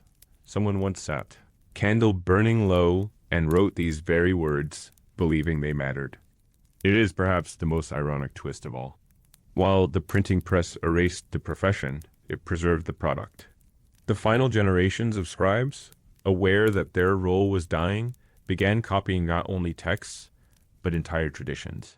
Grammar guides, script charts, illuminator techniques, manuals on how to be a scribe. They tried to make themselves unforgettable by documenting their own extinction. A few even wrote lamentations, elegies for their calling. One wrote, "The quill shall sleep, and the hand shall forget. But the words we wrote may live longer than stone." Modern historians poring over manuscripts in libraries from London to Vienna stumble upon these voices more often than expected. The margins whisper. A note here. This ink fades quicker than the old blend. A doodle there. A dragon chewing on a bishop's foot, drawn with casual mischief. These aren't just flourishes. They're remnants of personality. They remind us that scribes weren't machines. They were men and women with humor, fatigue, opinions, and fear. And fear, often, was a silent companion. The scribe lived close to power but never shared it. He saw the tyrant's letters before they were sealed. He copied death orders and papal decrees. He wrote the names of those condemned, the dates of their executions, and the last confessions of those accused of heresy. But his own name, rarely recorded. Sometimes he left a symbol, a stylized bird or pair of crossed quills. Sometimes he included a plea. Remember the copyist, God. That anonymity was both curse and shield. When praised, the scribe was invisible. When errors appeared, he was blamed. Some lived their entire lives beneath the parchment, never known outside the room where ink met skin. Yet, even in their silence, they shaped what we call civilization. The Bible, Roman law, Aristotle, Chaucer. Without scribes, these works would have vanished in ash or dust. Every ancient story that passed the centuries passed through their fingers. And that's the strange legacy of the scribe. He had no power, yet he preserved empires. He had no voice, yet he carried the voices of saints, kings, scholars, and heretics. He was not the author, yet he became a vessel for meaning. And sometimes, quietly, he reshaped that meaning without anyone noticing. With a word, a pause, an omission, a wink in the margin. Even now, modern scholars debate certain lines in surviving manuscripts. Was that phrase intentional, a scribal mistake, or a subtle act of resistance? Did a monk intentionally mistranslate a royal decree to soften its cruelty? Did a court scribe embellish a heretic's final speech so that posterity might remember him better? We can never be certain. That's the beauty and terror of human hands holding history. In some rare cases, the scribes broke free of their constraints. A 5th century scribe in Bohemia inserted his own poetry into the margins of a religious codex, praising the beauty of a girl named Magdalena. Another, in a Welsh legal manuscript, recorded the price of beer in his village, lamenting inflation more bitterly than any economist. These little flashes of self are perhaps the most precious legacy of all not the kings they served, but the men they were. When the final generations of scribes died, their tools passed to collectors, priests, or dust. Their manuals were shelved and forgotten. But centuries later, scholars rediscovered them, manuals on how to trim a quill to match a vowel, recipes for permanent ink, diagrams showing the angle of the wrist. Some tried to replicate the techniques. A few succeeded. Yet none could replicate the world they came from. Because the world that needed scribes was slower, it believed in the permanence of the page, the holiness of the word. It made memory a matter of muscle. In that world, writing was not fast or disposable. It was reverent. And even when the content was political or profane, the act of copying remained sacred. Perhaps that's why the image of the scribe still lingers, robed, bent, surrounded by scrolls and candlelight. He has become a symbol, romanticized and misunderstood, yet essential. He reminds us that every word we read came from somewhere, that the page was once a battlefield, and that behind every preserved thought is a person who chose to keep it. And now, in an age of instant publication and digital archives, we may feel far from the scribe. But are we? Every time we correct a sentence, every time we wonder what word fits best, every time we choose whether to record or to erase, we echo him. When we write carefully, we are not unlike those who dipped their pens in ink and whispered prayers that the parchment would dry clean. We too fear error. We too want to be remembered not just for what we said, but for how well we said it. The scribes have gone, but their ghosts remain in every word. And yet, the scribes never truly disappeared. Their names may have faded, their tools boxed away, but their hands remain pressed into parchment, tucked into the margins, hovering behind every medieval text we read today. For all the books we now print, download, or scan, there's a strange intimacy in returning to their work. Their ink may be brown with age, the Latin cramped and archaic, but within each line is a presence. Someone once sat, candle burning low, and wrote these very words, believing they mattered. It is perhaps the most ironic twist of all. While the printing press erased the profession, it preserved the product.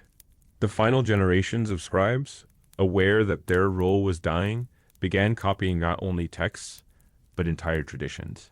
Grammar guides, script charts, illuminator techniques, manuals on how to be a scribe. They tried to make themselves unforgettable by documenting their own extinction. A few even wrote lamentations, elegies for their calling. One wrote, "The quill shall sleep, and the hand shall forget. But the words we wrote may live longer than stone." Modern historians poring over manuscripts in libraries from London to Vienna stumble upon these voices more often than expected.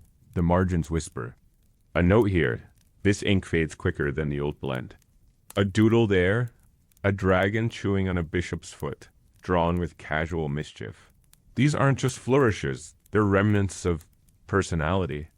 They remind us that scribes weren't machines. They were men and women with humor, fatigue, opinions, and fear. And fear, often, was a silent companion. The scribe lived close to power but never shared it. He saw the tyrant's letters before they were sealed.